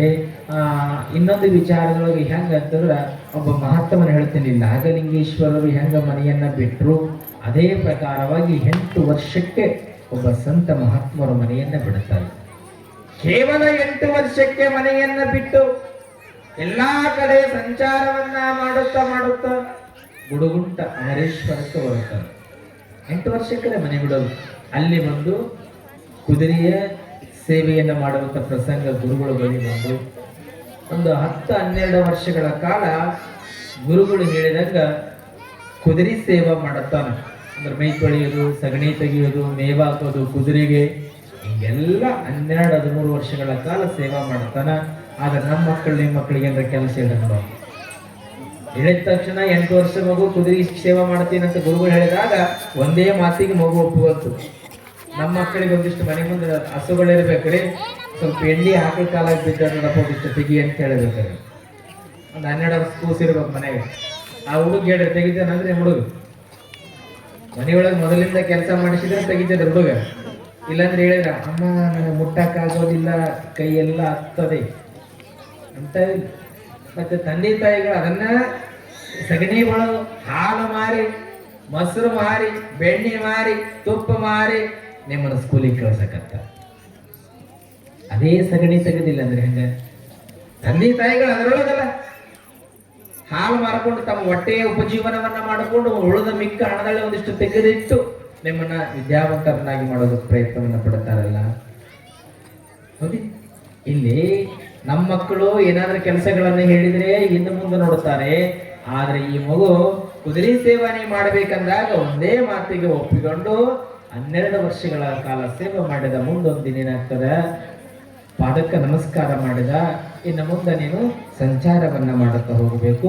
ಒಂದು ಮಾತನ್ನು ತಿಳ್ಕೊಂಡು ಕಿವಿಯೊಳಗೆ ಹೇಳ್ತಾರೆ, ಅದೇ ಮಾತಿನ ಪ್ರಕಾರವಾಗಿ ಎಲ್ಲ ನೆನಪಿಟ್ಟುಕೊಂಡು ಮುಂದೆ ಹೆಜ್ಜೆಯನ್ನು ಹಾಕುತ್ತಾ 20 ವರ್ಷಕ್ಕೆ ಸಂಚಾರವನ್ನ ಮಾಡುತ್ತಾ ವಯಸ್ಸಿಗೆ ಬಂದ ಬಳಿಕ ಅವರು ಮುಂದುವರೆದರು. ನಡ್ಕೋತ ಹೋಗುವಂತ ಸಂದರ್ಭದಲ್ಲಿ ದೊಡ್ಡವಾಡ ಅನ್ನುವಂಥ ಗ್ರಾಮ ಬರ್ತದೆ. ದೊಡ್ಡವಾಡ ಅನ್ನುವಂಥ ಗ್ರಾಮ ಬರ್ತದ, ಬಹಳ ಹಸಿವಾಗಿರುತ್ತದೆ. ಯಾವಾಗ ಹಸಿವಾಗಿರ್ತದ, ಒಂದು ಮನೆಯ ಮುಂದೆ ಕುಳಿತುಕೊಂಡು ಭಿಕ್ಷಾಂದೇಹಿ ಅಂತ ಭಿಕ್ಷೆ ಬೇಡತನ. ಹಸಿವಿನ ತಾಪವನ್ನ ತಾಳಲಾರದೆ ಭಿಕ್ಷೆ ಬೇಡದ. ಗಂಡ ಹೆಂಡತಿ ಮನೆಯೊಳಗೆ ಇಬ್ಬರು ಇದ್ದಾರೆ. ಬಡವರು, ಸಹಕಾರ ಏನಲ್ಲ. ಪುಂಡೆಪಲ್ಲಿ ರೊಟ್ಟಿ ಅದ. ಪುಂಡೆಪಲ್ಲಿ ರೊಟ್ಟಿ ಭಾಳ ಇಲ್ಲ, 4 ರೊಟ್ಟಿ ಇದಾವ ಮನೆಯೊಳಗ. ಗಂಡ ಹೆಂಡತಿ ಹಿಂಗೆ ಎದುರು ಬಿದ್ರು ಕೊತ್ತು ಚಂದ ಊಟ ಮಾಡ್ತಿದ್ರು ಅವರು. ಅದ 4 ರೊಟ್ಟಿ ತೃಪ್ತಿ ಪಡೋರು. ಗಂಡಿಗೆ 2 ರೊಟ್ಟಿ, ಹೆಂಡತಿಗೆ 2 ರೊಟ್ಟಿ. ಹೆಂಡತಿಗೇನು ದಾನ ಮಾಡ್ಬೇಕಂತ ಆಸೆ ಆದರೆ ಆ ಹೆಣ್ಮಗಳು ಕೆಟ್ಟ ಹೆಣ್ಮಗಳಲ್ಲ, ನನ್ನ ಗಂಡಗೆ ಅರ್ಧ ಹೊಟ್ಟೆ ಹಾಕತ್ತಲ್ಲ ಚಿಂತೆ. ಭಿಕ್ಷೆ ಬೇಡಿದ್ರೆ ಗಂಡ ಅಂತಿದ್ದ ಅರ್ಧ ಹೊಟ್ಟೆ ಆಗ್ತದ ಅಂತ ಚಿಂತೆ ಮಾಡಬೇಡ. ಆ ಭಿಕ್ಷುಕರು ಏನು ಬಂದಾರಲ್ಲ ಅವ್ರಿಗೊಂದು 2 ರೊಟ್ಟಿ ಕೊಡು, ನಾನೊಂದು ರೊಟ್ಟಿ ತಿನ್ನೋಣ, ನೀ 1 ರೊಟ್ಟಿ ತಿನ್ನೋಣ. ಗಂಡ ಹೇಳಿದ, ಒಳಗೆ ಮರ ನನ್ನ ಗಂಡ ಉಪವಾಸ ಆಯ್ತು ಅಂತ ತಿಳ್ಕೊಂಡು ಹಂಗ ಕೊಡುವಂತ ಸಂದರ್ಭ. ಪುಂಡೆ ಪಲ್ಯ ಆಗಲ್ಲ, ಪುಂಡೆ ಪಲ್ಯ ಹಚ್ಚಿಕೊಡು ಆ ಭಿಕ್ಷುಕರಿಗೆ ಅಂತ ಹೇಳ್ತಾನ. ಪುಂಡೆ ಪಲ್ಯ ಹಚ್ಚಿ ಕೊಡುತ್ತಾಳ, 2 ರೊಟ್ಟಿ ತಿಂತಾರ. ಆ ಭಿಕ್ಷುಕರು ತಿಂದ ಬೆಳಗ್ಗೆ ಯವ್ವ ಹೊಟ್ಟಿ ತುಂಬಿಲ್ಲ, ಹೊಟ್ಟಿ ತುಂಬಿಲ್ಲ, ಇನ್ನೊಂದು ರೊಟ್ಟಿ ಕೊಡಿಯವ್ವ. ಗಂಡನ ಮುಖ ಹೆಂಡತಿ ನೋಡುತ್ತಲ್ಲ, ಹೆಂಡತಿ ಮುಖ ಗಂಡ ನೋಡುತ್ತಲ್ಲ. ಪರೀಕ್ಷೆ ನೋಡಿದ್ರು. ಗಂಡ ಅಂತಾನ, ಏನೂ ಆಗೋದಿಲ್ಲ, ಇದು 1 ರೊಟ್ಟಿ ಕೊಡು, ನನಗರ್ಧ ರೊಟ್ಟಿ ಇರಲಿ, ನಿನಗರ್ಧ ರೊಟ್ಟಿ ಇರಲಿ. ಗಂಡ ಅಂದಾಗ ಮುಖ ನೋಡುತ್ತಾಳ, ಇವತ್ತು ಯಾಕೋ ಪರೀಕ್ಷೆ ಕಾಲ, ನನ್ನ ಗಂಡ ಉಪವಾಸ ಆದ ಅಂತಾಳೆ ಹೆಣ್ಮಗಳು. ಗಂಡನ ಮೇಲೆ ಅಟ ಪ್ರೀತಿ ಅದಾಳ. ಆದ್ರೆ ಗಂಡ ಹಸಿವಿನ ದಾಹದಿಂದ ಬಂದಾನ, ಆತನ ಮುಂದಕ್ಕೆ ಕಳಿಸೋದು ಒಳ್ಳೆಯದಲ್ಲ, ಇನ್ನೂ 1 ರೊಟ್ಟಿ ಕೊಟ್ಟು ಬಿಡಂದಾಗ ಸಿಟ್ಟು ಬಂತು. ಒಂದು ಸ್ವಲ್ಪ ಪುಂಡಿ ಪಲ್ಯ ಖಾಲಿ ಆಯ್ತದ. ಸಿಟ್ಟಿನಲ್ಲಿ ಪುಂಡಿ ಪಲ್ಯ ಖಾಲಿ ಆದ್ರೆ ಏನಾಗ್ಯದ, ಚಟ್ನಿ ಹಚ್ಚಿ ಚಂದ ರೊಟ್ಟಿ ಸುತ್ತ ಸವರಿ ಕೊಡುವಂತ ಗಂಡ. ಎಂತ ಪ್ರೇಮ ನೋಡಿ, ಇನ್ನೊಬ್ಬರಿಗೆ ಉಣಿಸ್ಬೇಕು ಅನ್ನೋದು ನಿಜವಾದ ತಾಯ್ತನದ ಪ್ರೇಮ ರೀ. ಹಚ್ಚಿಕೊಡುತ್ತಾನ. ಅದು 1 ರೊಟ್ಟಿ ತಿಂದಾನ. ತಿಂದ ಬಳಿಕ ಯವ್ವ ಇನ್ನೂ ಹೊಟ್ಟಿ ತುಂಬಲಿಲ್ಲ ಅಂದಾಗ ಮತ್ತೆ ಗಂಡನ ಮುಖ ಹೆಂಡತಿ, ಹೆಂಡತಿ ಮುಖ ಗಂಡ, ಉಳಿದ 1 ರೊಟ್ಟಿ ಉಳಿದಲ್ಲಿ. ಅವಾಗ ಗಂಡ ಮತ್ತಂತಾನ, ಇದು ಇವತ್ತೊಂದಿನ ಹಂಗ ಮಲಗಿದ್ರೆ ನಮ್ಗೇನೋ ತೊಂದರೆ ಇಲ್ಲ, ಇವತ್ತೊಂದು ದಿನ ಹಂಗ ಮಲಗಿದ್ರೆ ಏನೋ ತೊಂದರೆ ಆಗೋದಿಲ್ಲ, ಇದೊಂದು ರೊಟ್ಟಿ ಕೊಟ್ಟ ಬಿಡು ಅಂದಾಗ ಮತ್ತ ಹುಂಚೆಕಾರ ಚಟ್ನಿ ಚಲೋ ಹಚ್ಚಿ ಅದು ರೊಟ್ಟಿ ಸವರಿ ಅದೊಂದು ರೊಟ್ಟಿ ಕೊಡ್ತಾಳ. ಅದೊಂದು ರೊಟ್ಟಿ ಕೊಟ್ಟ ಬಳಿಕ ಅದೊಂದು ರೊಟ್ಟಿನೂ ಸ್ವೀಕಾರವನ್ನ ಮಾಡ್ತಾರ. ಸ್ವೀಕಾರ ಮಾಡಿಯವ್ವ ನನ್ನ ಹೊಟ್ಟೆಯನ್ನು ತುಂಬಿಸಿದೆಯವ್ವ, ನನ್ನ ಹೊಟ್ಟೆ ತುಂಬಿಸಿದೆ, ಬಹಳ ಸಂತೋಷ ಆಗ್ಯದ, ನಿನಗೇನು ವರ ಬೇಕು ಕೇಳು, ಬೇಡಿದ ವರ ಕೊಡ್ತೀನಿ ಸಾಂಗ್ತಾಗ್ಯದ. ನನ್ನ ಗಂಡ ಉಪವಾಸ ಇದ್ದಾನೆ, ಎಲ್ಲಿ ವರ ಕೇಳಿ ಅಂತಾಳ್ರಿ ನವಾಗ. ಯವ್ವ ನನಗೆ ಬಹಳ ಆನಂದ ಆಗ್ಯದ, ಏನು ವರ ಬೇಕು ಕೇಳು ಅಂದಾಗ ನನಗೇನು ಬೇಡ ಅನ್ನುವಂಥ ಮಾತು ಹೇಳಿದಾಗ ಗುರುಗಳಿಗೆ ತೃಪ್ತಿ ಆಯ್ತು ಅಂದ್ರೆ ಮನೆತನಗಳಿಗೆ ಬೆಳಕಾಗ್ತವೆ. ಇಲ್ಲಿ ಆ ಹೆಣ್ಮಗಳು ಏನೋ ಕೇಳದೆ ಇರುವಂತ ಪಕ್ಷದೊಳಗ ಈ ಗುರುಗಳು ಏನ್ ಭಿಕ್ಷಕರಂತೇಳಿ ಭಿಕ್ಷೆ ಬೇಡಿದೀನಿ ಅಂತ ನಾವು ಹೇಳಿದಿವಲ್ಲ, ಈ ಗುರುಗಳು ಅಂತಾರ, ನೋಡುವ ಇಷ್ಟು ನನಗೆ ಹೊಟ್ಟೆ ತುಂಬಿಸಿ ನನಗ ಶಾಂತಿಯನ್ನ ಕೊಟ್ಟಿ, ನನ್ನ ಹೊಟ್ಟೆಗೆ ಬಹಳ ಆನಂದ ಆಗ್ಯದ, ನನಗ ಬಹಳ ಸಂತೋಷ ಆಗ್ಯದ, 7 ತಲೆಮಾರುಗಳ ಕಾಲ ನಿನ್ನ ಮನೆಗೆ ಬಡತನ ಬರದಿರಲಿ, ನಿನ್ನ ಮನೆ ಸುಖದಿಂದಿರಲಿ ಅಂತ ಹೇಳ್ಕೊಂಡು ಕೈ ಎತ್ತಿ ಆಶೀರ್ವಾದವನ್ನ ಮಾಡಿ ಮುಂದೆ ಹೋಗಿಬಿಡುತ್ತಾರೆ ಅವರು. ಮುಂದೆ ಹೋದಾಗ ದಿನಗಳು ಕಳೆದಂತೆ ಆಗರ್ಭ ಶ್ರೀಮಂತರಾಗ್ತಾರ. ಆಗರ್ಭ ಶ್ರೀಮಂತರಾದ್ರೂ ಕರೆ ಸ್ವಕ್ಕಿಲ್ಲ, ಅಹಂಕಾರ ಇಲ್ಲ, ಯಾವಾಗ ನಮಗೆ ಸಿರಿವಂತಿಕೆ ಬಂತು ಅಂತ ತಿಳ್ಕೊಂಡು ಅಹಂಕಾರದಿಂದ ಮಾತುಗಳನ್ನ ಆಡೋದಿಲ್ಲ. ಹೆಂಗ ಮೊದಲಿದ್ವಿ ಹಂಗ ಸರಳತೆಯಿಂದ ನಾವು ಉಳಿದುಕೊಳ್ಳಬೇಕು. ಅಷ್ಟೇ ಸರಳತೆಯಿಂದ ಗಂಡ ಹೆಂಡತಿ ಬಿಡಿದಾರ. ಭಗವಂತ ಮಕ್ಕಳು ಫಲ ಕೊಟ್ಟ, ಎಲ್ಲ ಕೊಟ್ಟ, ಸಂಪತ್ತು ಕೊಟ್ಟ, ಬಹಳ ಚಲೋ ಆಯ್ತು. ಹೆಣ್ಮಗಳು ವಿಚಾರ ಮಾಡ್ತಲ್ಲ, ಭಗವಂತ ಏನೆಲ್ಲ ಕೊಟ್ಟ. ಹಿಂದಕ್ಕೆ ನಮಗೆ ಬಡತನ ಇತ್ತು, ಭಗವಂತ ಏನೆಲ್ಲ ಸಂಪತ್ತನ್ನ ಕೊಟ್ಟಾನ.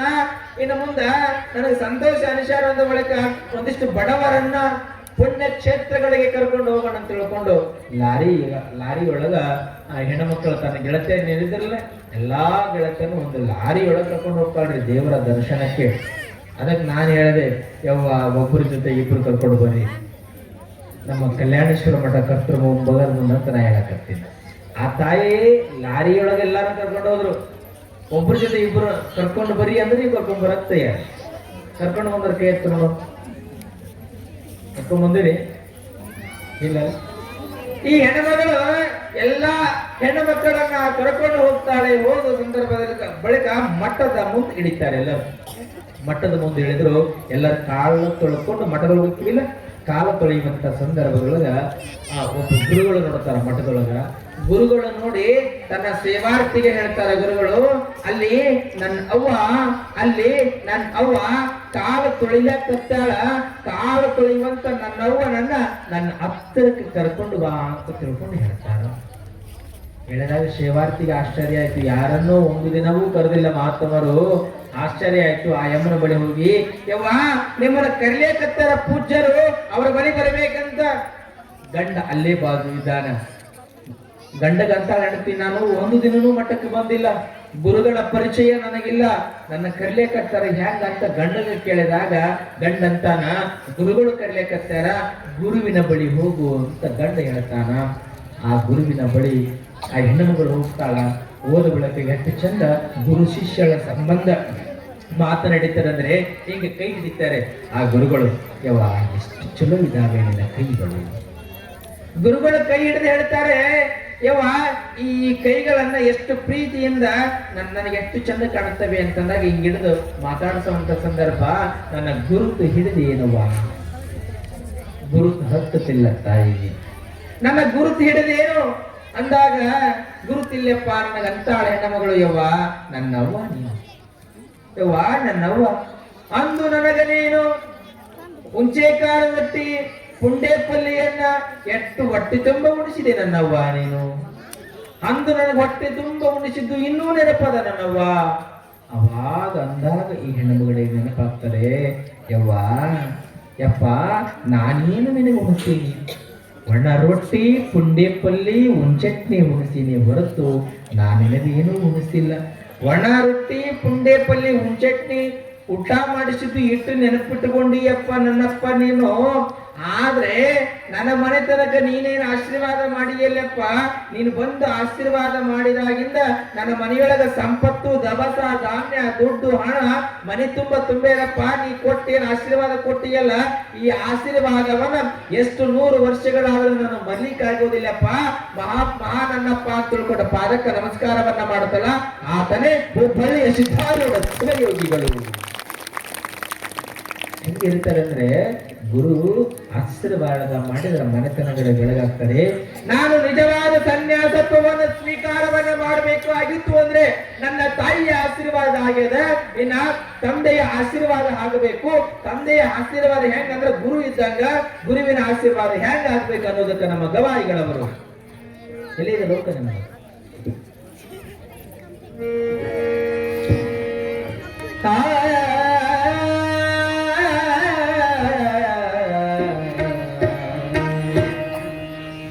ಗುರು ಬೇಕಾ ತಂಗಿ, ಗುರು ಬೇಕಾ, ಗುರು ಬೇಕಾ ತಂಗಿ, ಗುರು ಬೇಕಾ.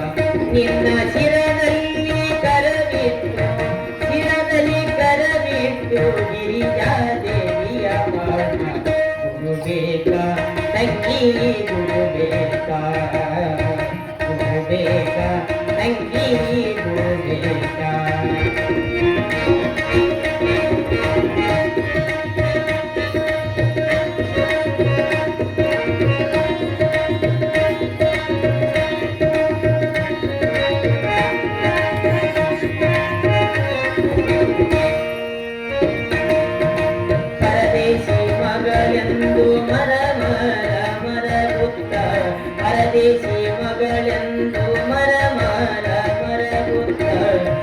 ಜೊತೆಯ ಮಾಡಿ ಹರಣಿ ಗರ್ಪಿಸುವಂತ ಪಿಡಿದು ಜೊತೆಯ ಮಾಡಿ ಹರಣಿ ಗರ್ಪಿಸುವಂತ ಪಿಡಿದು ಜೊತೆಯ ಮಾಡಿ ಹರಣಿ ಗರ್ಪಿಸುವಂತ ಗುರು ಬೇಕಾ ತಂಗಿ ಗುರು ಬೇಕಾ ತಂಗಿ ಗುರು ಬೇಕಾ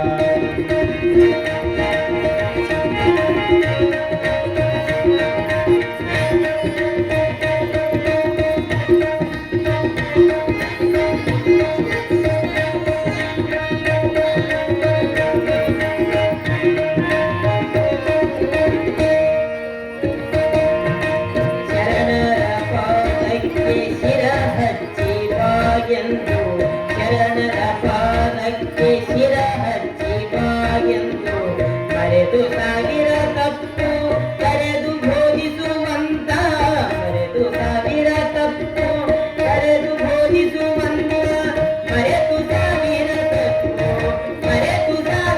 ತಪ್ಪು ಕರೆದು ಬೋಧಿಸುವಂತ ಗುರು ಬೇಕಾ ತಂಗಿ ಗುರು ಬೇಕಾ ತಂಗಿ ಗುರು ಬೇಕಾ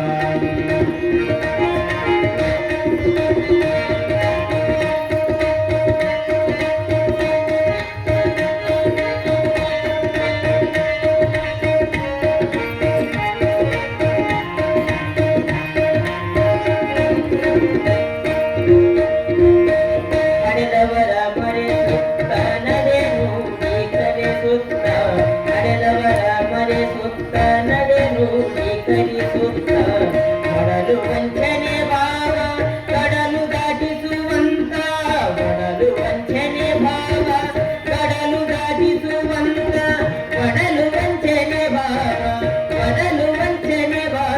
ಕಡಲು ದಾಟಿಸುವಂತ ಗುರು ಬೇಕಾ ತಂಗಿ ಗುರು ಬೇಕಾ ತಂಗಿ ಗುರು ಬೇಕಾ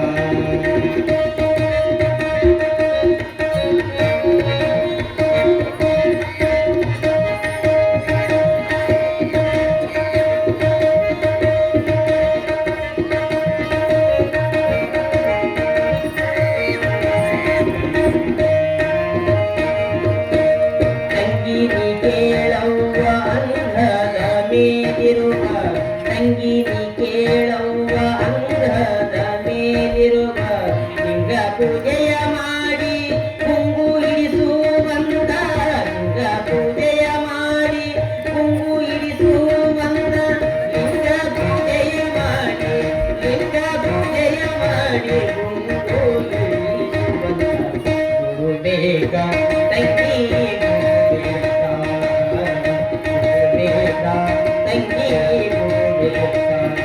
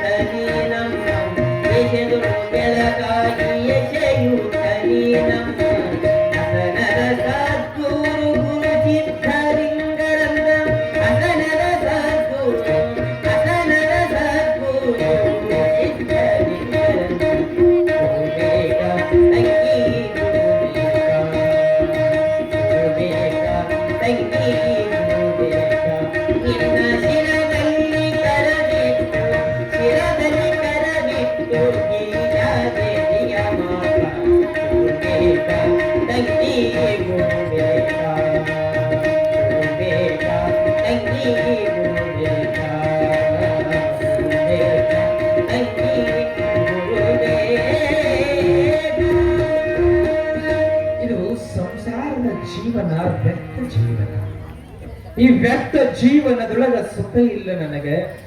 ಇನ್ನ ತಾಯಿಯ ಆಶೀರ್ವಾದ ಅಂದು ಸಿಕ್ಕದೆ ತಂದೆಯ ಆಶೀರ್ವಾದ ಆಯ್ತು ಅಂದ್ರ ನಾನು ಮುಂದ ನನ್ನ ಮಾರ್ಗವನ್ನ ನಾನು ಕಾಣಲಿಕ್ಕೆ ಯೋಗ್ಯನಾಗುತ್ತೇನೆ ಅಂತ ತಿಳ್ಕೊಂಡ. ಆ ನಾಗಲಿಂಗೇಶ್ವರರು ಹಿಂಗ ತಿಳ್ಕೊಂಡು ಯಾವಾಗ ಒಂದು 21-22 ಆಸುಪಾಸು ವಯಸ್ಸಿರ್ಬೋದು, ಅವಾಗ ಹೋಗೋದು ಬಂದಂಗ ಮಾಡುತ್ತಿದ್ದ ಜವಳಗೇರಿಗೆ. ಹೋಗೋದು ಬರೋದು ಮಾಡಿದಂಗ ಮಾಡಿ ಒಂದು ಸಾರಿ ಊರ ಹೊರಗ ಮಶಾಣದೊಳಗ ಜಪವನ್ನ ಮಾಡೋದು, ತಪವನ್ನ ಮಾಡೋದು, ಧ್ಯಾನವನ್ನ ಮಾಡೋದು, ಹಿಂಗ ಕಾಲ ಕಳಿತ ನಾಗಲಿಂಗೇಶ. ಎಲ್ಲರಂಗ ಗಲಾಟೆ ಮಾಡ್ಕೋತ ದಾಂಧೆ ಮಾಡ್ಕೊಂತ ಕಾಲ ಕಳಿಲಿಲ್ಲ ನಾಗಲಿಂಗೇಶ್ವರರು. ಹೆಂಗ ದಾಂಧೆ ಇರ್ತದಂತ ನಮ್ಮ ಲೌಕಿಕರ ದಾಂಧಲೆ ಆ ಹುಡುಗರು ಎಷ್ಟು ಚಲೋ ದಾಂಧೆ ಮಾಡಕತ್ತಾವ. ಆಮೇಲೆ ಇಲ್ಲಿ ಎಷ್ಟು ಚಲೋ ಕೊಡ್ತೀರಿ ತಾಯಂದ್ರ ಒಳಗ ಪುರಾಣ ನಡೆಸ್ತಂದ್ರೆ ಈಗ ಪುರಾಣ ನಡೆದಾಗ ಏನಾಯ್ತು ಅಂದ್ರೆ ಒಬ್ಬ ಹೆಣ್ಮಗಳಿಗೆ ಪುರಾಣ ಬರ್ಬೇಕಂತ ಆಸೆ.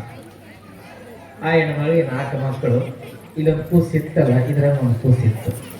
ಅದು ಗುರು ಬೆರಕಿತ್ತು. ಯಾಕೆ ಬೆರಕಿತ್ತು ಅಂದ್ರೆ ಮನೆಗೆ ಕರೆಂಟ್ ಹೋಗ್ಬಿಡ್ತು. ಉಡ್ಡಿ ಊರಾಗ ಕರೆಂಟ್ ಹೊತ್ತು ಬೇಗ ಪುರಾಣಕ್ಕೆ ಬರ್ಬೇಕಂತ ಬಟ್ಟೆ ಹಾಕಕ್ ನೋಡ್ತಾವ ಆ ಕೂಸಿಗೆ. ಅದು ಬಟ್ಟೆ ಹಾಕೊಳ್ಳೋಕೆ ಒಳ್ಳೆ ತರ್ತದ, ಹಾಕೊಳ್ಳಂಗಿಲ್ಲ. ಆ ಬಟ್ಟೆ ಅಂದ್ರೆ ಅದು ಹಿಂಗೆ ಮೇವೆ ಹಾಕಿದ ಬಟ್ಟೆ ಹಿಂಗೆ ಬಿಚ್ಚಿ ಹುಚ್ಚಿತ್ತದ ಕೂಸು. ಹೆಂಗಾರ ಮಾಡಿ ಬಟ್ಟೆ ಹಾಕಿದ್ರೆ ಚಲೋ ಕಾಣ್ತದ 4 ಮಂದಿಯಾಗ ಅಂತ ತಿಳ್ಕೊಂಡು ಹೆಂಗ ಈ ಕಾಲು ಹಿಡ್ಕೊಂಡು ಕಸಲ್ದಾಗ ಬಟ್ಟೆ ಹಾಕ್ತಾಳ ಕೂಸಿಗೆ. ಆ ಕೂಸು ಇಡೀ ಊರು ಓಡಾಡ ಬರ್ತೈತ್ರಿ ಅದು ಕೂಸು. ಆದ್ರೆ ಯಾವಾಗ ಬಟ್ಟೆ ಹಾಕಿದ್ರಲ್ಲ ಕತ್ತರಿಸಂಡ್ ಬೀಳಕತ್ತ ಮನೆಯಾಗ. ಕತ್ತರಿಸಂಡ್ ಬೀಳಕತ್ತು ಚಿಂತೆ ನಮ್ಮಗಳಿಗೆ ಒಳಗ. ಅದ್ರ ಸಮಯ ಆಗ್ಯದ ಪುರಾಣ ಬಿಡೋದು. ಏನ್ ಮಗನ ಬೀಳಕತ್ತ ಚಿಂತೆ ಮಾಡ್ಬೇಕು ಹೆಣ್ಮಗಳು. ಪುರಾಣಕ್ಕೆ ಹೋಗ್ಬೇಕಂತ ಆಸೆಯಿಂದ ಹೆಂಗಾಗಂತ ಕೈಯಾಗ ರೊಟ್ಟಿ ಹಿಡ್ಕೊಂಡ್ರಿ ಹಿಂಗ ಹತ್ಕೊಂಡು ಬಂದು ಕರೆಂಟ್ ಇಲ್ಲ ಕೂತ್ಬಿಡ್ರಿ ಪುರಾಣದವರು.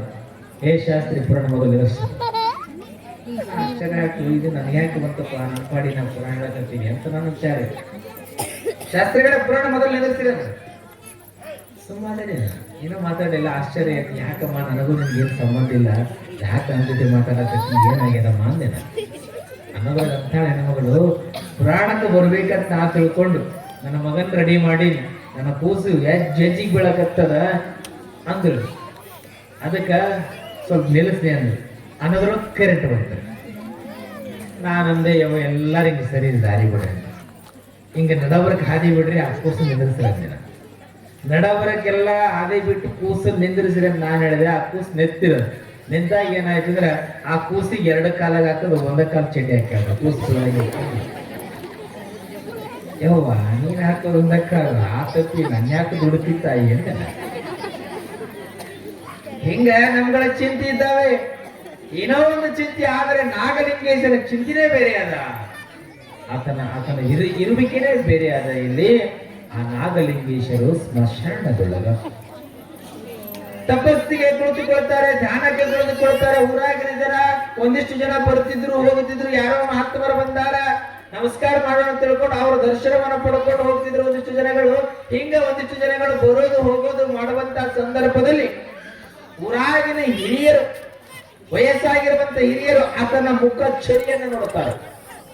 ಆತನ ಮುಖಚರಿಯನ್ನು ನೋಡಿದ್ರ ನಮ್ಮೂರಾಗ ಕಂಬಾರ ಮಾನಪ್ಪನ ಮಗ ಇದ್ದಂಗ ಕಾಣುತ್ತದೆ. ಈ ಹುಡುಗ ಕಂಬಾರ ಮಾನಪ್ಪನ ಮಗ ಇರಬಹುದು. ಸಣ್ಣ ವಯಸ್ಸಿನೊಳಗೆ ಮನೆ ಬಿಟ್ಟು ಹೋಗ್ಯಾನಲ್ಲ, ಆತನ ಈತ ಮಾನಪ್ಪನ ಮಗ. ಹಂಗೆ ಕಣ್ಣಕತ್ತನ ಹೋಲಿಕೆ ಹಂಗಾದ ಆತನ ಮಗನೇ ನಿಜವಾದ ಮಗ ಅಂತ ಒಂದಿಷ್ಟು ಜನ ಗುರು ತಿಳಿದ್ರು.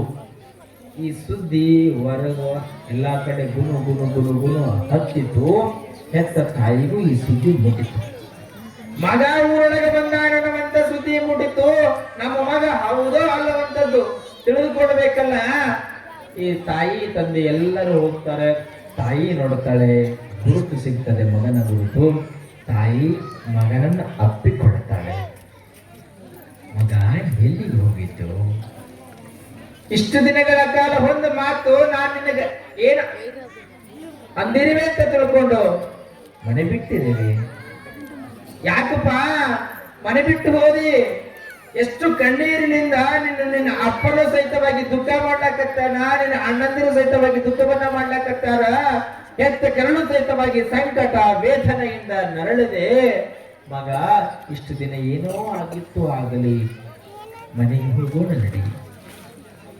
ಮಗನೇ, ಮನೆಗೆ ಹೋಗೋಣ ನಡಿ ಅಂತ ತಿಳ್ಕೊಂಡು ತಾಯಿ ಗುರು ತಿಳಿದು ಮಗನನ್ನ ಮನೆಗೆ ಕರೀತಾಳ. ಆದ್ರೆ ನಾಗಲಿಂಗೇಶ ಮಾತುಗಳನ್ನ ಆಡುತ್ತಿಲ್ಲ. ಯಾವುದೇ ಮಾತುಗಳಿಲ್ಲ. ಊರಾಗಿನ ಜನಕ್ಕೆ ಗೊತ್ತಾಯ್ತು. ಊರಾಗಿನ ಜನ ಸಹಿತವಾಗಿ ಬಹಳಷ್ಟು ಸೇರುತ್ತದೆ. ಆ ತಾಯಿ ಪ್ರೀತಿಯಿಂದ ಮನೆಗೆ ಮಗನನ್ನ ಕರೀತಾಳೆ.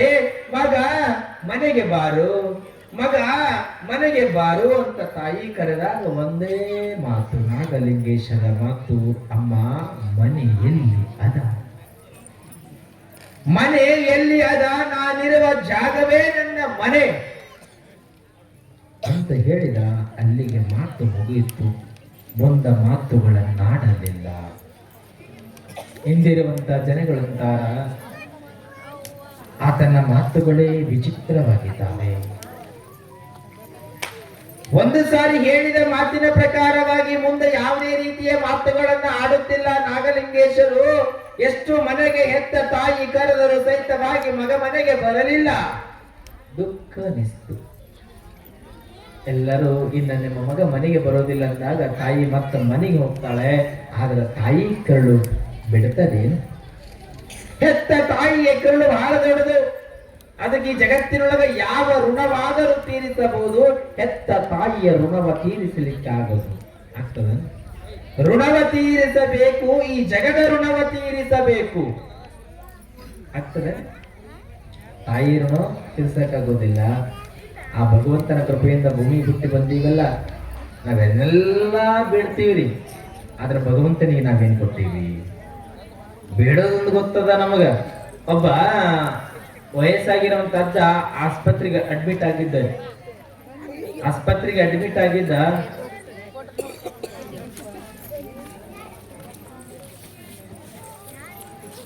ಮೈಕ್ ನಾನು ನಿನ್ ಕೊಡ್ತೀನಿ, ತಗೊಂಬಿಡ್ರಿ ಮೈಕ್.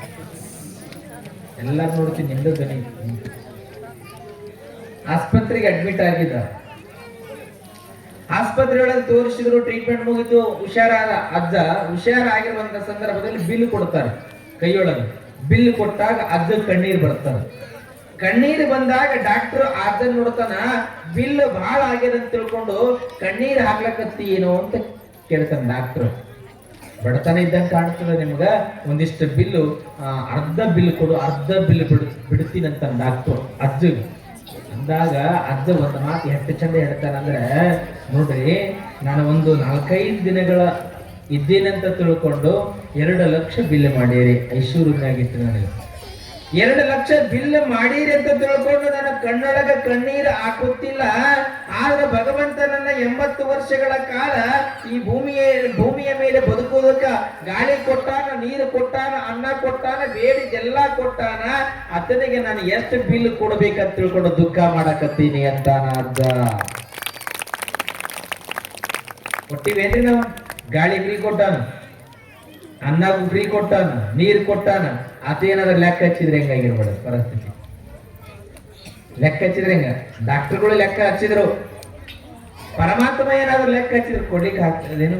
ಅಂತ ಏನ್ ಕೊಡ್ಬೇಕಂದ್ರ, ಇನ್ನೊಬ್ಬರಿಗೆ ತೊಂದರೆ ಮಾಡ್ಲಾರ್ದಂಗ, ಇನ್ನೊಂದು ಮನೆಗಳನ್ನ ಮುರಿಲಾರ್ದಂಗ, ಇನ್ನೊಬ್ಬರಿಗೆ ನಾವು ಸಂಕಟವನ್ನ ಕೊಡ್ಲಾರ್ದಂಗ ಏಟ ಪ್ರೀತಿಯಿಂದ ಕಾಣ್ತೀರಿ ನೋಡ್ರಿ, ಅದು ನಿಜವಾದ ಕಾಣಿಕೆ ನಾವು ಭಗವಂತನಿಗೆ ಕೊಟ್ಟ ಹಾಗೆ. ನಾವ್ ಹೆಂಗ ಮಾಡ್ಲಾಕತ್ತೀವಿ ಅಂದ್ರ, ಮನಿ ಮುರಿಯೋದಾಗ ನಮ್ಗಳು ಇರ್ತಾವ. ಎಲ್ಲಾ ಊರೊಳಗ ಇರ್ತದ. ಆದ್ರೆ ನಮ್ಮ ಈ ಬಾಗೂರು ಗ್ರಾಮದಾಗ ಯಾವುದೇ ಇಲ್ಲ. ಹೆಂಗ ಇರ್ತದ ಅಂದ್ರ, ಲಿಂಬೆಹಣ್ಣು ಹಾಕ್ತಿವ್ರಿ, ಬೆಳಕರಿತೀವಿ. ಏನ್ ಮಾಡ್ತೀವ್ರಿ? ಲಿಂಬೆಹಣ್ಣು ಮೇಲೆ ಹಾಕಿ ಮಾಡ್ತೀವಿ ನೀರವ್ರಿ ಸುತ್ತ. ಹೆಂಗಂದ್ರ ಲಿಂಬೆಹಣ್ಣು ಹಾಕ್ತೀರಿ, ಮೆಣಸಿನಕಾಯಿ ಹಾಕ್ತೀರಿ, ಬೆಳಕರಿದ್ರೊಳಗ ಅವ್ರ ನೆಮ್ಮದಿಯನ್ನ ಕಿತ್ಕೋತೀರಿ. ಕರೆ ನೀವು ಪಾಪ ಬೆಳಗ್ಗೆ ನಮ್ಮ ಮೇಲೆ ಲಿಂಬೆಹಣ್ಣು ಹಾಕಿದ್ರು, ನಮ್ಮ ಮೇಲೆ ಒಣ ಮೆಣಸಿನಕಾಯಿ ಹಾಕಿದ್ರು. ಚಿಂತಿ ಯವ್ವ, ಎಲ್ಲಿ ಕೇಳಬೇಕು ಯವ್ವ, ಸಾಕಾಗ್ಯದ ಅಂತಾರಿಲ್ಲ. ಒಂದು ಮಾತು ಹೇಳ್ತೀನಿ ನಿಮಗೆ, ಲಿಂಬೆಹಣ್ಣು ಹಾಕೋರಿಗೆ, ಮೆಣಸಿನಕಾಯಿ ಹಾಕೋರಿಗೆ ಯಾಕೆ ಹೇಳ್ತೀನಿ ಅಂದ್ರೆ, ಕೇವಲ ನರಮಾನವರು ನೀವು ಇನ್ನೊಬ್ಬರ ಮನೆಗೆ ತೊಂದರೆಯನ್ನು ಕೊಡ್ಬೇಕಂತ ತಿಳ್ಕೊಂಡು ಲಿಂಬೆಹಣ್ಣು ಹಾಕೋದು, ಮೆಣಸಿನಕಾಯಿ ಹಾಕೋದು ನೀವು ಮಾಡ್ತೀರಿ, ನರಮಾನವರು. ಆದ್ರೆ ಭಗವಂತ ನಿಮ್ಮ ಮನೆಯ ಮೇಲೆ ಏನಾದರೂ ವಕ್ರ ದೃಷ್ಟಿಯನ್ನ ಇಟ್ಟ ಅಂತಂದ್ರೆ ನಿಮ್ಮ ಮನೆತನಗಳು ಎಂದಿಗೆ ಹೇಳೋದಿಲ್ಲ, ಎತ್ತಿಟ್ಟುಕೊಂಡು ಜೀವನ ಮಾಡಬೇಕು. ಅಂದ್ರೆ ತೊಂದರೆ ಮಾಡೋದಿಲ್ಲ. ಆ ಮನುಷ್ಯ ಅಷ್ಟು ದುಡಿಯಕತ್ತಾನಲ್ಲ, ಅವನಿಗಿಂತಲೂ ನಾವು ದುಡಿದು ಮುಂದೆ ಬರ್ಬೇಕಂತ ವಿಚಾರ ಇರಬೇಕೆ ಹೊರತು ಇನ್ನೊಬ್ಬರಿಗೆ ತೊಂದರೆ ಕೊಡ್ತೀವಿ ಅನ್ನೋ ವಿಚಾರ ಇರಬಾರದು. ಆದರೆ ನಾಗಲಿಂಗೇಶ ಯಾರಿಗೆ ತೊಂದರೆ ಕೊಡುವುದಕ್ಕಾಗಿ ಬಂದಾತನಲ್ಲ. ಅವ ನನ್ನ ಮನೆಯಲ್ಲೇ ಅದ, ನನ್ನ ಮನೆ ಇಲ್ಲೇ ಅದ, ನನಗೆ ಯಾವ ಮನೆ ಇಲ್ಲ, ನಾನು ಇರುವೆ ಮನೆ ಜಾಗವೇ ನನ್ನದು ಅನ್ನುವಂತ ಮಾತು ಸ್ಮಶಾನಗಳು ಕೊಂಡ ಬರಲಿಲ್ಲ. ಮನೆಗೆಲ್ಲರೂ ತೆರಳುತ್ತಾರೆ. ಸ್ವಲ್ಪ ದಿನಗಳಾದ ಬಳಿಕ ಅಲ್ಲಿ ಒಂದು ಕುಟೀರವನ್ನ ಕಟ್ಟಿಕೊಡುತ್ತಾರೆ ನಾಗಲಿಂಗೇಶ್ವರಿಗೆ. ಅಲ್ಲೇ ಉಳಿದುಕೊಡುತ್ತಾನ. ಆ ಕುಟೀರ ಕೊಟ್ಟ ಬಳಿಕ ಒಂದು ಸ್ವಲ್ಪ ದಿನ ಆದ ಬಳಿಕ ಯಾರ ಕುಟೀರ ಕಟ್ಟಿರ್ತಕ್ಕಂಥವ್ರು ಆತನ ಮನಸ್ಸಿಗೆ ಏನೇ ತಿಳಿದಿದೆ ಗೊತ್ತಿಲ್ಲ, ಆ ಕುಟೀರವನ್ನ ಬಿಟ್ಟು ಮತ್ತೆ ಸ್ಮಶಾನಕ್ಕೆ ಬರ್ತಾನ. ಸ್ಮಶಾನದಲ್ಲಿ ಉಳಿದುಕೊಳ್ತಾನ. ಹೆತ್ತ ತಾಯಿಯ ಕರಳು ಮತ್ತೆ ಆ ತಾಯಿ ಏನ್ ಮಾಡ್ತಾಳ ಅಂತಂದ್ರೆ ಆತನಿಗೆ ಊಟವನ್ನು ತೆಗೆದುಕೊಂಡು ಬರ್ತಾನೆ. ಮಗ ಮನೆಗೆ ಬರದಿದ್ದರೂ ಚಿಂತೆ ಇಲ್ಲ ಮಗ, ನನ್ನ ಕೈಯೊಳಗಿನ ತುತ್ತು ಊಟವನ್ನಾದರೂ ಮಾಡು ಮಗನೇ ಅಂತ ತಿಳ್ಕೊಂಡು ಊಟ ತೆಗೆದುಕೊಂಡು ಬಂದು ಕೊಡುತ್ತಾಳೆ. ಊಟ ಮಾಡುತ್ತಿದ್ದ ತಾಯಿಯ ಪ್ರೀತಿಯ ತುತ್ತು ತಗೊಂಡು ಊಟ ಮಾಡುತ್ತಿದ್ದ ಪ್ರತಿನಿತ್ಯ ತಾಯಿ ಅಡುಗೆ ಮಾಡ್ಕೊಂಬಂದು ಕೊಡ್ತಿದ್ರು. ದಿನ ಹಿಂಗೆ ನಡೆದಿತ್ತು. ಆದ್ರೆ ಒಂದಿನ ಏನಾಗಿತ್ತು ಅಂದ್ರ ಮನೆಯೊಳಗ ಹಬ್ಬದ ವಾತಾವರಣ. ಯಾವಾಗ ಮನೆಯೊಳಗ ಹಬ್ಬದ ವಾತಾವರಣ ನಡೆದಿತ್ತು, ಹಬ್ಬದ ಊಟ ನಡೆದಿತ್ತು, ನಾಗಲಿಂಗೇಶ್ವರಿಗೆ ಪ್ರತಿನಿತ್ಯ ನಾನು ಅಲ್ಲೇ ಹೋಗಿ ಊಟ ಕೊಡ್ತೀನಿ, ಮನೆಗೆ ಕರೆಯೋಣ ಒಂದಿನ ಅಂತ ತಿಳ್ಕೊಂಡು ಹಬ್ಬದ ಮನೆಗೆ ಊಟಕ್ಕೆ ಬರಬೇಕಂತ ತಿಳ್ಕೊಂಡು ನಾಗಲಿಂಗೇಶನಿಗೆ ತಾಯಿ ಹೇಳ್ತಾಳ, ಮಗ ನಾಳೆಗೆ ಮನೆಯೊಳಗ ಹಬ್ಬದ ಊಟದ ಮನೆಯೊಳಗ ನೀನು ಊಟಕ್ಕೆ ಬರಬೇಕು ಅಂದಾಗ ನಾಗಲಿಂಗೇಶ್ ಅಂತಾನ, ಆಯ್ತು ಅಮ್ಮ ಬರ್ತೀನಂತ. ಆಯ್ತು ಅಮ್ಮ ನಾನು ಊಟಕ್ಕೆ ಬರ್ತೀನಿ ಅಂತ ತಾಯಿಗೆ ಒಪ್ಪಿಗೆ ಕೊಟ್ಟಾಗ ತಾಯಿಗೆ ಎಷ್ಟು ಸಂತೋಷ, ಬಹಳ ಆನಂದ ಅನಿಸ್ತು. ತಾಯಿ ಮನೆಗೆ ಬರ್ತಾಳೆ. ಯಾಕಂದ್ರೆ ನಮ್ಮ ಮಕ್ಕಳು ಹಾಸ್ಟೆಲ್ ಒಳಗಿದ್ದಾಗ ಬಹಳ ದಿನಕ್ಕ ಮಕ್ಕಳು ಮನೆಗೆ ಬಂದಾಗ ನಮ್ಮ ಸಂತೋಷ ಬಹಳ ಆದಾಗ ನಾವೇನ್ ಮಾಡ್ತೀರಿ, ನಮ್ಮ ಮಗ ಏನೇನು ಊಟ ಮಾಡ್ತಾನೆ ಎಲ್ಲ ಅಡಿಗೆ ಮಾಡ್ತಿರೋ. ಕರ್ಜೆಕಾಯಿ ಮಾಡಬಹುದು, ರವೆ ಉಂಡೆ ಮಾಡಬಹುದು, ತುಪ್ಪ, ಅವ್ನಿಗೆ ಏನ್ ಇಷ್ಟ ಅನ್ನಿಸ್ತದ ಎಲ್ಲಾ ತಂದು ಮನೆಯೊಳಗೆ ಮಗ ಬರೋದ್ರೊಳಗೆ ರೆಡಿ ಇಟ್ಟಿರ್ತೀವಿ ನಾವೆಲ್ಲ. ರೆಡಿ ಮಾಡಿ ಊಟ ಮಾಡಿ ಮುಗಿಸ್ತಿರಿಲ್ರಿ ಮಕ್ಕಳಿಗೆ. ಹಂಗ ನನ್ನ ಮಗ ಬಹಳ ದಿನ ಆಯ್ತು ಮನೆಗೆ ಬಂದಿಲ್ಲ, ಮನೆ ಬಿಟ್ಟು ಹೋದ ಮಗನಿಗೆ ಏನೋ ನಾನು ಉಣಿಸ್ಲಿಕ್ಕೆ ಆಗ್ಲಿಲ್ಲ, ನನ್ನ ಮನೆಯೊಳಗ ಹಬ್ಬದ ಊಟವನ್ನ ಮಾಡೋಣ ಅಂತ ತಿಳ್ಕೊಂಡು ಹೋಳಿಗೆ ಊಟ ಎಲ್ಲ ಮನೆಯೊಳಗ ಸಿಹಿ ಅಡಿಗೆಯನ್ನ ಮಾಡಿ ಊಟಕ್ಕೆ ತಂದೆ ತಾಯಿಗಳಿಗೆ ಗಂಡಗ ಮಕ್ಕಳಿಗೆ ಎಲೆ ಹಾಕ್ತಾ ಗಂಡನಿಗೆ ಮಕ್ಕಳಿಗೆ ಎಲೆಯನ್ನ ಹಾಕಿದಳು. ಎಲೆಯೊಳಗ ಊಟವನ್ನ ಸಹಿತವಾಗಿ ಬಡಿಸಿದಳು. ತಂದೆ ಗಂಡ ಕೇಳ್ತಾನ, ಮಾನಪ್ಪನವರು ನಿನ್ನ ಮಗ ಬರ್ಲಿಲ್ಲ ಏನು? ಮಗ ಬರ್ತೀನಂತ ಹೇಳ್ಯಾನ, ಇನ್ನೇನು ಬರಬಹುದು, ನೀವು ಕುಳಿತುಕೊಳ್ರಿ, ಆತನಿಗೂ ಎಲೆ ಹಚ್ತೀನಿ ನಿಮಗೂ ಎಲೆ ಹಚ್ತೀನಿ ಅಂತ ತಿಳ್ಕೊಂಡು ಊಟಕ್ಕೆ ನೀಡುತ್ತಾಳೆ. ಆ ನಾಗಮ್ಮ ಊಟಕ್ಕೆ ನೀಡಿದಾಗ ಮಾನಪ್ಪನವರು ಊಟ ಮಾಡಲಿಲ್ಲ. ಮಗ ಬಂದ ಬಳಿಕ ನಾನು ಊಟ ಮಾಡುತ್ತೀನಿ, ಮಗ ಬರ್ಲಿ ಇನ್ನೇನು ಬರ್ತಾನಂತ ತಿಳ್ಕೊಂಡು ಹೇಳಕತ್ತೀಯಲ್ಲ, ಮಗ ಬಂದ ಬಳಿಕ ಎಲ್ಲರೂ ಸೇರಿಕೊಂಡು ಊಟ ಮಾಡ್ತೀವಿ, ಒಂದು 5-10 ನಿಮಿಷ ಆಗಲಿ ಕಾಯ್ತೀನಿ ಅಂತ ತಂದೆ. ಯಾವಾಗ ಒಂದಿಷ್ಟು ಸಮಯ ಆಯಿತು, ತಂದೆ ಕರೀಲಿಕ್ಕೆ ಹೋಗ್ತಾನ, ಇನ್ನೇನು ಬರ್ತೀನಿ ಅಂತ ಹೇಳ್ತಾನ, ಮತ್ತು ತಾಯಿ ಕರೆಯೋದಕ್ಕೆ ಹೋಗ್ತಾಳೆ. ನೋಡು, ಮನೆಯೊಳಗ ನಿನ್ನ ತಂದೆ ನಿನ್ನ ಅಣ್ಣಂದಿರು ಊಟಕ್ಕೆ ಎಲೆಯನ್ನ ಮುಂದೆ ಹಚ್ಚಿಕೊಂಡು ಕಾಯ್ಲಾಕತ್ತಾರ, ಮಗ ಊಟಕ್ಕೆ ಹೋಗೋಣ ನಡಿ ಅಂತ ತಿಳ್ಕೊಂಡು ತಾಯಿ ಕರೀತಾಳ. ಆತನ ಮುಂದೆ ಭಕ್ತರಿಂದ ಕುಳಿತುಕೊಂಡಾನೆ. ಬಹಳಷ್ಟು ಜನ ಭಕ್ತರು ಕೂತಾರ. ಭಕ್ತರನ್ನ ಬಿಟ್ಟು ಬರುವ ಹಾಗಿಲ್ಲ. ಭಕ್ತರ ಜೊತೆ ಮಾತುಗಳನ್ನ ಆಡುತ್ತಾ ನಾಗಲಿಂಗೇಶ ಕುಳಿತುಕೊಂಡಿದ್ದ. ಬರ್ತೀನಿ ಅಂತ ತಿಳ್ಕೊಂಡು ಕಳಿಸಿದ. ಇಲ್ಲಿ 12 ಆಯ್ತು ಬರ್ಲಿಲ್ಲ, 1 ಗಂಟೆ ಆಯ್ತು ಬರ್ಲಿಲ್ಲ. ಮಾನಪ್ಪನವರಿಗೆ ಒಂದಿಷ್ಟು ಸಿಟ್ಟು ಬಂತು. ಯಾವಾಗ ಮಾನಪ್ಪನವರಿಗೆ ಸಿಟ್ಟು ಬಂತು, ಇನ್ನೂ ಬರ್ಲಿಲ್ಲ ಮಗ ಅಂದಾಗ ಮತ್ತೆ ತಾಯಿನ ಕಳಿಸ್ತಾನ. ಹೆಂಡತಿನ ಮತ್ತೆ ಕಳಿಸ್ತಾ, ಆ ಹೆಂಡತಿ ನಾಗಮ್ಮ ಕೂದು ಬಾರು ಮಗ ಅಂದಾಗ, ಇನ್ನ ಕರೆಯುವುದಕ್ಕೆ ಬರಬೇಡಮ್ಮ, ನಾ ಒಟ್ಟಾರೆಯಾಗಿ ಬರ್ತೀನಿ, ನನ್ನ ಚಿಂತೆ ಬಿಟ್ಟು ಬಿಡು ಅಂತ ಹೆತ್ತ ತಾಯಿಗೆ ಹೇಳಿದ. ಯಾವಾಗ ಹೆತ್ತ ತಾಯಿಗೆ ಹಿಂಗೆ ಹೇಳಿದ ಬಳಿಕ ತಾಯಿಗೆ ಗೊಂದಲ ಸೃಷ್ಟಿಯಾಗಿದೆ. ಪತಿದೇವ ಗಂಡ ಏನ್ ಅನ್ನುತ್ತಾನೋ ಏನಿಲ್ಲ. ಅಂದು ನಾನು ಒಂದೇ ಒಂದು ಮಾತು ಅಂದಿರುವಂತ ಸಂದರ್ಭದಲ್ಲಿ ಮಗ ಮನೆ ಬಿಟ್ಟು ಹೋದ. ಇವತ್ತೇನಾದ್ರೂ ದುಡುಕಿನ ಮಾತುಗಳಿಂದ ಎಲ್ಲಿ ಮಗ ಊರು ಬಿಟ್ಟು ಹೋಗ್ತಾನೋ ಏನೋ ಅಂತ ದುಃಖ ಮಾಡ್ಲಕತ್ತಾನೆ.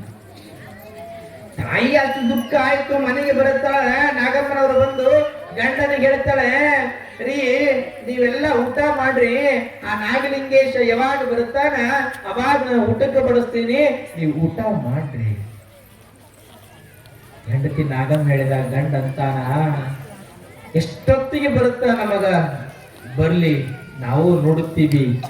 ಇಷ್ಟೋ ತನಕ ಕಾದೀವಿ, ಇವತ್ತು ಎಷ್ಟು ಹೊತ್ತಾದ್ರೂ ಆಗಲಿ, ಇವತ್ತು ಮಗ ಬರೋ ತನಕ ಊಟ ಮಾಡೋದಿಲ್ಲ ಅಂತ ಹೇಳ್ಕೊಂಡು ಸಿಟ್ಟಿನಿಂದ ಮಾನಪ್ಪನವರು ಕೂತ್ಕೊಂಡು ಬಿಟ್ರು. ಸಿಟ್ಟಿನಿಂದ ಯಾವಾಗ ಮಾನಪ್ಪನವರು ಕೂತ್ಕೊಂಡ್ಬಿಟ್ರು, ಇಲ್ಲಿ ಹೆಂಡತಿ ದುಃಖ. ಎಲ್ಲಿ ಮನೆಯೊಳಗೆ ಏನಾಗ್ತದೋ ಏನಿಲ್ಲ, ಗಾಬರಿಯಿಂದ ಹೆಂಡತಿ ಕುಳಿತುಕೊಂಡು ಆಶ್ಚರ್ಯ ಆಗ್ಯದೆ. 4 ಗಂಟೆ ಆಯ್ತು, 5 ಗಂಟೆ ಆಯ್ತು, ಮಗ ಬರಲಿಲ್ಲ. 6 ಗಂಟೆ ಆಯ್ತು, ಮಗ ಬರಲಿಲ್ಲ. 3, 4, 5 ತಾಸುಗಳ ಕಾಲ ಹಸಿವಿನಿಂದ ಕುಳಿತುಕೊಂಡಾರೆ ಗಂಡ ಮಕ್ಕಳು. ಎಲ್ಲರೂ ಬಹಳ ಸಂಕಟಕ್ಕೆ ಈಡಾಗುವಂತ ಪ್ರಸಂಗ. 6 ಗಂಟೆ ಆದಾಗ ನಾಗಲಿಂಗೇಶನ ಬಳಿ ಭಕ್ತರಿಂದ ಕುಳಿತುಕೊಂಡಿದ್ರಲ್ಲ, ನಿಮ್ಮ ತಾಯಿ ಮನೆಯೊಳಗಿರ್ತಕ್ಕಂಥವ್ರು ಎಲ್ಲರೂ ನಿನ್ನ ಬಂದು ಕರೆದು ಹೋದ್ರು. ಬಹಳ ಸಮಯ ಆಯ್ತು, ನೀವು ಹೋಗಲಿಲ್ಲ. ನಾಗಲಿಂಗೇಶ್ವರೇ, ಬಹಳ ಸಮಯ ಆಗ್ಯದ, ನಾವಿನ್ನ ಬರುತ್ತೀವಿ, ನೀವು ನಿಮ್ಮ ಮನೆಗೆ ಊಟಕ್ಕೆ ಹೋಗ್ರೆ ಸಮಯ ಆಗ್ಯಾತ ಅಂದಾಗ ಅವಾಗ ಎಚ್ಚರ ಆಯಿತು ನಾಗಲಿಂಗೇಶ್ವರಿಗೆ.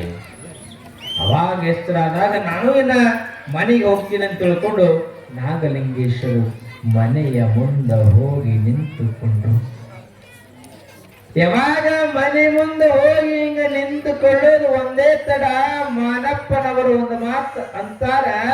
ಏನ್ ಅಂತಾರ, ಮಗ ಹೋಗೋದು ಹೋಗಿದ್ದು, ಮನೆ ಬಿಟ್ಟು ಎಲ್ಲಿಯಾದ್ರೂ ಸನ್ಯಾಸಿಯಾಗಿ ಹೋಗಬಾರ್ದೇನೋ, ಮಗ ಹೋಗಿಬಿಡು ಅಂತ ಸಿಟ್ಟಿನಿಂದ ಅಂತ ಬಿಟ್ರು ಮಾನಪ್ಪನವರು. ಅಂದಾಗ ಅದೇ ತತ್ ಕ್ಷಣದೊಳಗ ಅಪ್ಪ, ಇಂದು ನಾನು ಧನ್ಯಾತ್ಮನಾದೆ ತಂದೆ ಅಂತಾನೆ ಮಗ. ಇದು ಆಶೀರ್ವಾದ ನನಗೆ ಬೇಕಾಗಿತ್ತು. ನಿನ್ನಂತ ತಂದೆ ತಾಯಿಯರನ್ನ ಪಡೆದ ನನ್ನ ಜನ್ಮ ಸಾರ್ಥಕ ಅಂತ ಮಗ, ಸಾರ್ಥಕ ಅಂತ. ಇಂದು ನನ್ನ ಜನ್ಮ ಸಾರ್ಥಕ ಆಯ್ತು ಅನ್ನೋದ್ರೊಳಗ ಪಂಚಮಿ ಮೇಲೆ ಹುಟ್ಟುಕೊಂಡಿದ್ದ ಹಿಂಗ ಪಂಜೆಯನ್ನ ಅರಿದ, ಇನ್ನು ಒಂದು ಉಳಿದ ಪಂಜೆಯನ್ನ ಸುತ್ತಕೊಂಡ, ಇನ್ನೊಂದು ಉಳಿದ ಪಂಜೆ ಅರ್ಧ ಪಂಜೆಯನ್ನ ಅದೆಯನ್ನೇ ಆ ಜೋಳಿಗೆಯನ್ನಾಗಿ ಮಾಡಿಕೊಂಡ. ಓ ತಂದೆ, ಭಿಕ್ಷಾಂದೇಹಿ, ನಿನ್ನ ಮೊದಲ ಭಿಕ್ಷೆಯೇ ನನಗಾಗಲಿ ಅಂತ ಮಗ ನಾಗಲಿಂಗೇಶ.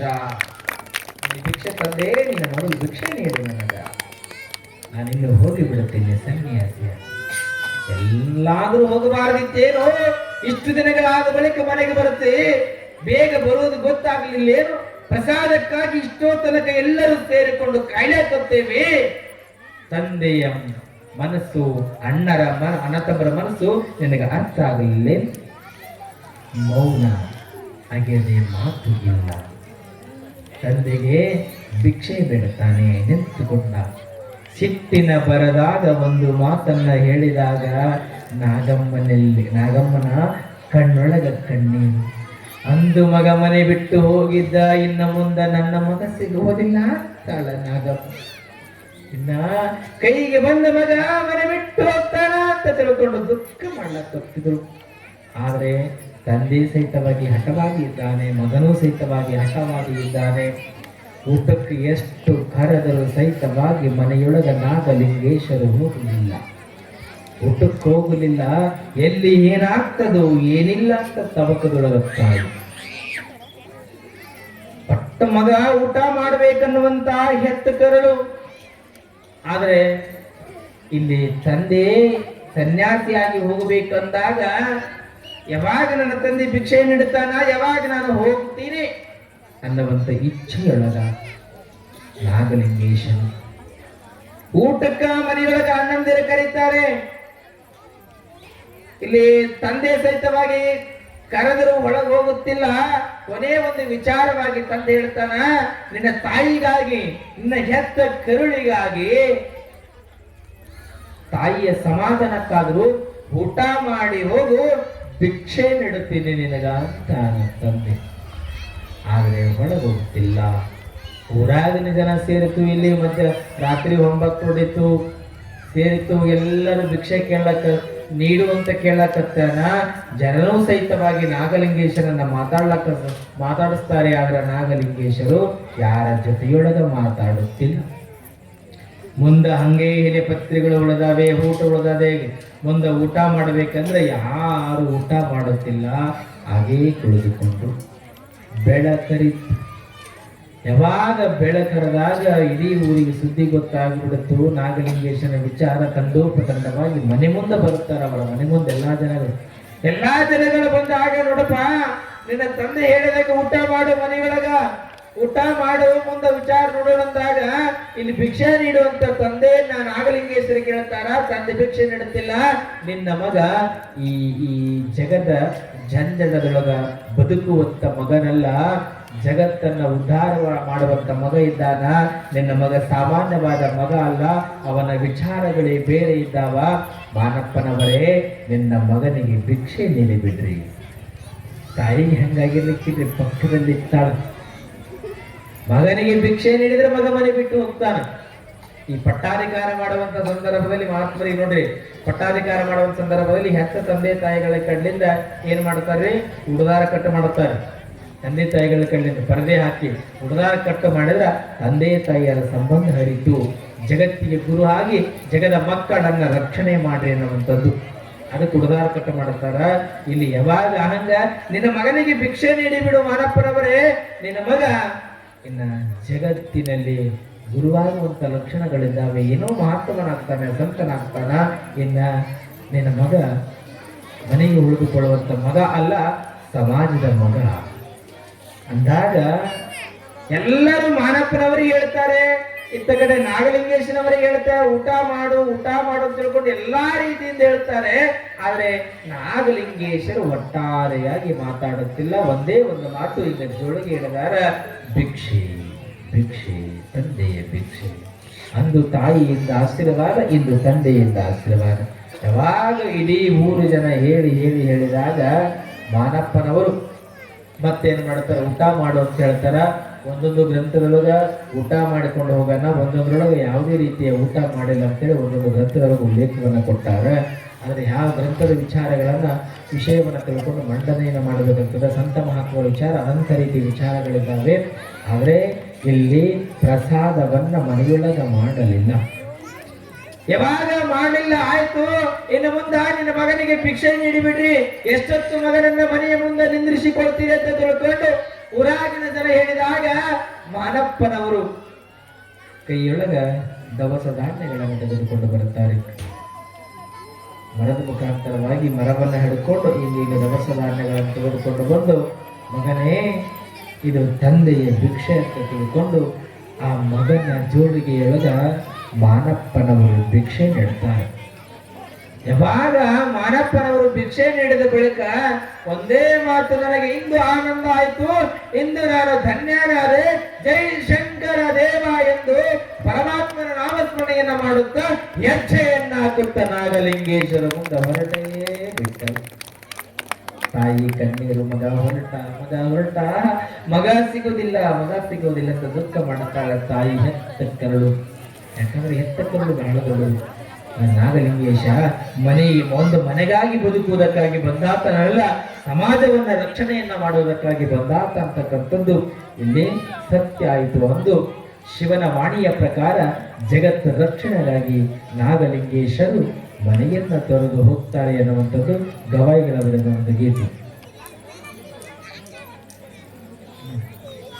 ತಾಯಿಯ ಪ್ರೀತಿ, ತಾಯಿಯ ತಂದೆಯ ಆಶೀರ್ವಾದವನ್ನು ಪಡೆದುಕೊಂಡು ಮುಂದೆ ದೇಶ ಸಂಚಾರವನ್ನ ಮಾಡುತ್ತಾ ನಾಗಲಿಂಗೇಶ್ವರ ಹೋಗ್ತಾ ಇದ್ದ ಮುಂದೆ ಗವಾಯಿಗಳವರು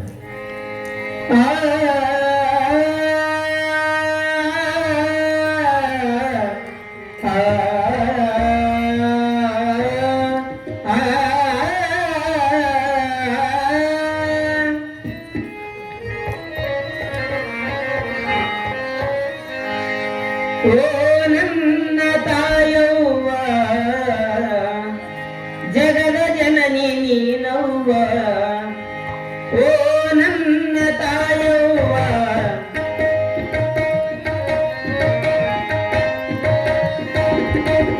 ಓ ನನ್ನ ತಾಯವ್ವ ಜಗಜ್ಜನನಿ ನೀನವ್ವ ಓ ನನ್ನ ತಾಯವ್ವ ಜಗಜ್ಜನನಿ ನೀನವ್ವ ಭೂಮಿ ತೂಕದ ತಾಯಿ ನನ್ನ ಹಡೆದವ್ವ ಭೂಮಿ ತೂಕದ ತಾಯಿ ನನ್ನ ಹಡೆದವ್ವ ಓ ನನ್ನ ತಾಯವ್ವ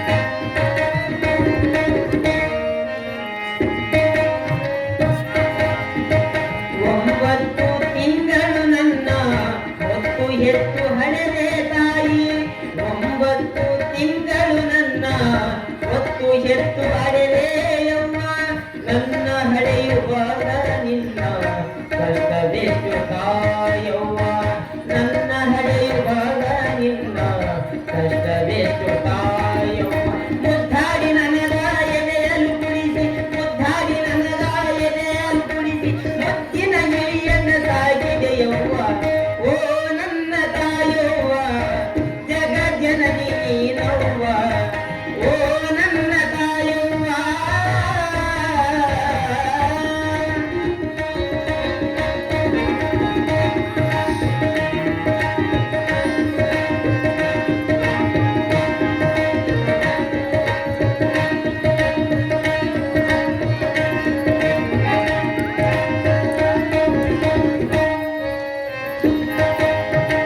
ನಾನು ಹುಟ್ಟಿದ ಮೇಲೆ ನನ್ನ ತಂದೆ ತೀರಿದನವ್ವ ನಾನು ಹುಟ್ಟಿದ ಮೇಲೆ ನನ್ನ ತಂದೆ ತೀರಿದನವ್ವ ನನ್ನ ಮುಖವ ನೋಡಿ ನೀನು ಕೆಲವುಗಳಿಗೆ ತಾಯವ್ವ ನನ್ನ ಮುಖವ ನೋಡಿ ನೀನು ಕೆಲವುಗಳಿಗೆ ತಾಯವ್ವ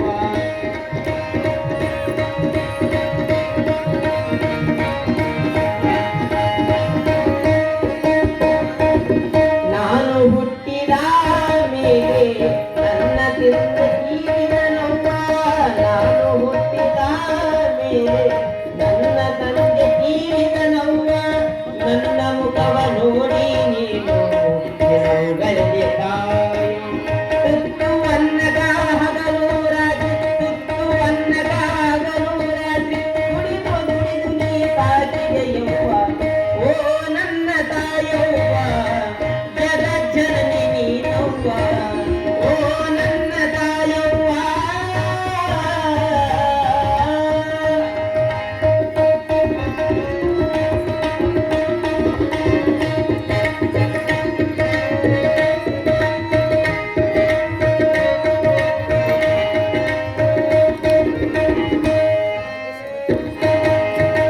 ಇದ್ದರೆ ಇರಬೇಕವ್ವ ಇನ್ನಂತ ತಾಯವ್ವ ಇದ್ದರೆ ಇರಬೇಕವ್ವ ಇನ್ನಂತ ತಾಯವ್ವ ಕುಂತರು ನಿಂತರು ನನಗೆ ಸದಾ ನೆನಪು ನಿನ್ನದವ್ವ ಕುಂತರು ನಿಂತರು ನನಗೆ ಸದಾ ನೆನಪು ನಿನ್ನದವ್ವ ಮೊದಲಿಗೆ ತಾಯಿ ದೇವರನ್ನು ಮೊದಲಿಗೆ ತಾಯಿ ದೇವರನ್ನು ಕಾದೆ ಮಾಡುವುದುಳ್ಳಲ್ಲವ್ವ ಓ ನನ್ನ ತಾಯವ್ವ ಜಗಜ್ಜನನಿ ನೀನವ್ವ ಓ ನನ್ನ ತಾಯವ್ವ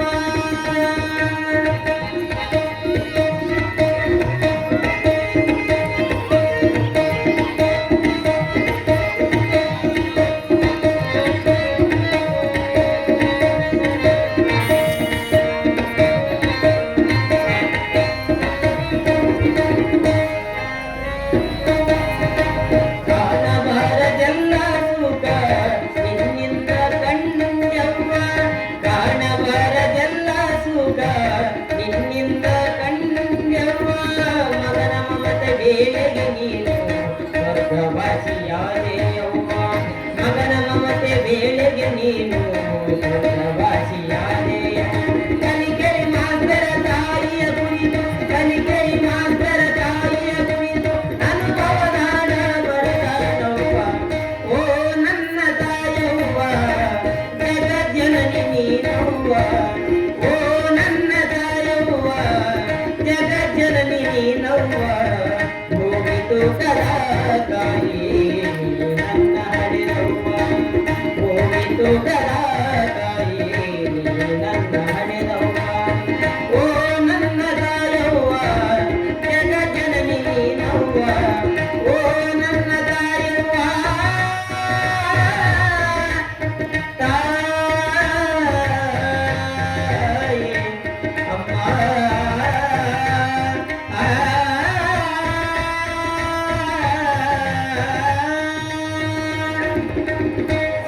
ಪೀತಾಂಬರೇ ನಮಃ ಪಾರ್ವತೀಶ್ವರ ಜೀವನಕ್ಕೆ ಇಷ್ಟು ಹಂಬಲವೇ.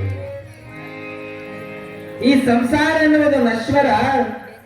ಆ ನಶ್ವರವಾಗಿರ್ತಕ್ಕಂಥ ಜೀವನಕ್ಕೆ ಇಷ್ಟು ಹಂಬಲದಿಂದ ಪರದಾಡಿ ಇಷ್ಟು ದುಃಖವನ್ನ ಮಾಡಿ ನನಗೆ ಈ ಸಂಸಾರದ ಮೇಲೆ ಜನರು ಎಷ್ಟು ಹಂಬಲವನ್ನು ಇಟ್ಟುಕೊಂಡಿದ್ದಾರೆ ಅನ್ನುವಂಥ ವಿಚಾರ ನಾಗಲಿಂಗೇಶ್ವರ. ಸಂಸಾರ ಅಂದ್ರೆ ಗಾಳಿಗಿಟ್ಟದ ದೀಪಿದ್ದಾರೆ, ಯಾವಾಗ ಹಾರ್ತದೆ ಗೊತ್ತಿಲ್ಲ, ಆದ್ರೆ ಅದ್ರ ಒಳಗನೆ ಭಗವಂತನನ್ನ ಮುಟ್ಟುವಂತ ಪ್ರಯತ್ನವನ್ನ ಮಾಡಬೇಕಂತ. ಆದರೆ ಭಗವಂತನ ನಾಮಸ್ಮರಣೆಗಳು ನಮ್ಮ ಬಳಿ ಇಲ್ಲ. ತಾಯಿ ಪ್ರೀತಿ ಅಂತಕ್ಕಂಥದ್ದು ಬಹಳ ಮಿಗಿಲಾಗಿರ್ತಕ್ಕಂಥದ್ದು. ಅಂಥ ತಂದೆ ತಾಯಿಯರ ಪ್ರೀತಿಯನ್ನ ಪಡೆದು ನಾನು ಸನ್ಯಾಸತ್ವವನ್ನ ಪಡ್ಲೇಕತ್ತೀನಿ. ಅದು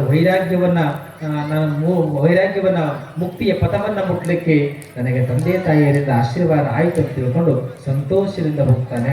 ಆದರೆ ನಮ್ಮ ಲೌಕಿಕರು ಮೊದಲು ತಂದೆ ತಾಯಿಯರ ಪ್ರೀತಿ ಗಳಿಸ್ಬೇಕು. ನಾವೆಲ್ಲ ತಂದೆ ತಾಯಿಯರ ಪ್ರೀತಿ ಮನೆಗೆ ಗಳಿಸಿದೀವಿ ಅಂತಂದ್ರೆ ಹೊರಗೆ ಸಮಾಜದೊಳಗೆ ಏನಾದ್ರೂ ಕಿಮ್ಮತ್ತು ಸಿಗ್ತದೆ. ಯಾಕೆ ಗಳಿಸ್ರಿ ಅಂತ ಹೇಳ್ತೀನಿ ಅಂತಂದ್ರೆ, ತಂದೆ ತಾಯಿ ಬಹಳ ಚಂದ ಜೀವನ. ಆದ್ರೆ ದಂಡ ತೀರಿ ಹೋಗಿದ್ದ ಹೆಣ್ಮಗಳಿಗೆ ಒಂದೇ ಒಂದು ಕೂಸು. ಆ ಒಂದು ಕೂಸಿತ್ತು. ಆ ಹೆಣ್ಣುಮಗಳು ಒಂದು ವರ್ಷಗಳ ಕಾಲ ಕಣ್ಣೀರು ಹಾಕ್ತವೆ. ಗಂಡು ಹೋದ್ರೆ ಹೆಂಡತಿಗೆ ಗುಂಡು ಕಲಸಿರೋದಿಲ್ಲ ಅಂತ ಹಳ್ಳಿ ಭಾಷೆಗಳು, ಹೌದಿಲ್ಲ? ಆ ಹೆಣ್ಣುಮಗಳು ಏನು ಮಾಡ್ತಾಳ ಅಂತಂದ್ರೆ, ನನ್ನ ಮಗನಿಗಾಗಿ ನಾನು ಬದುಕಬೇಕಂತ ಗಟ್ಟಿ ಮನಸ್ಥೈರ್ಯವನ್ನ ಮಾಡಿ ಬದುಕು ಕಟ್ಟಿಕೊಳ್ಳುತ್ತಾಳೆ. ಆ ಮಗುವನ್ನ ಶಾಲೆ ಕಲಿಸ್ತಾಳೆ. ಒಟ್ಟರೆ ನನ್ನ ಮಗನನ್ನ ನಾನು ಡಾಕ್ಟರ್ ಮಾಡಬೇಕು, ಚಂದ ಸಾಲಿಗೆ ಓದಿಸ್ಬೇಕಂತ ತಿಳ್ಕೊಂಡು ಆತನ್ನ ಸಾಲಿಗೆ ಓದಿಸೋದಕ್ಕೆ ರೆಡಿ ಮಾಡುದು. ಎಲ್ಲಾ ಸಾಲಿ ಬಹಳ ಚಂದ ಸಾಲಿ ಕಲಿಸ್ತಾಳೆ. ಅಲ್ಲಿ ಹಿರಿಯರು ಕುಂತಿರಲ್ರಿ, ಯಾವ್ದೂರು ಹೇಳಿ ನೋಡೋಣ, ಯಾರ ಮಕ್ಕಳ್ರಿ ಯಾವ್ದೂರು? ಈ ಕಡೆ ನೋಡ್ರಿ. ಎಕ್ಸಾಮ್ ಮುಗೀತಾ ನಿಮ್ದು? ಮುಗೀತಾ? ಬರೀಲಿ, ಮಗ್ಗಿಲಿ ತಂದು ಬರ್ತಾವೆ. ಹೇಳಿ ಬರ್ರಿ, ಮೇಕ್ ಕೊಡ್ತೀನಿ, ಬರೀಲಿ ಬರೀಲಿ. ಬರ್ತದಲ್ಲ ಮಗ್ಗಿ? ಇರ್ಲಿ, ನಾಳೆಗೆ ಹೇಳ್ತೀನಿ. ಅಂತ ಅನಂತ ರೀತಿಯ ಪವಾಡಗಳನ್ನ ನಾವು ಮೊದಲು ತಂದೆ ತಾಯಿಯರ ಪ್ರೀತಿಯನ್ನು ಗಳಿಸಿದ್ರೆ ನಿಜವಾಗಲೂ ಸಮಾಜದ ಒಂದು ಪವಾಡ ಇದ್ದಂಗೆ. ನಮ್ದು ಹೆತ್ತ ತಂದೆ ತಾಯಿಯರ ಪ್ರೀತಿಯ ಪಾತ್ರ ಗಳಿಕೆಯನ್ನು ನಾವು ಮಾಡಬೇಕನ್ನುವಂಥ ಮಾತನ್ನು ಹೇಳ್ತಾ, ನಾಳೆಯ ದಿನ ನಾಗಲಿಂಗೇಶ್ವರ ಮುಂದಿನ ಅನಂತ ಲೀಲೆಗಳನ್ನ ಪವಾಡಗಳನ್ನ ನಾವೆಲ್ಲ ನೋಡೋಣ ಅನ್ನುವಂಥ ಮಾತನ್ನು ಹೇಳ್ತಾ, ಅಜಾತ ನಾಗಲಿಂಗೇಶ್ವರ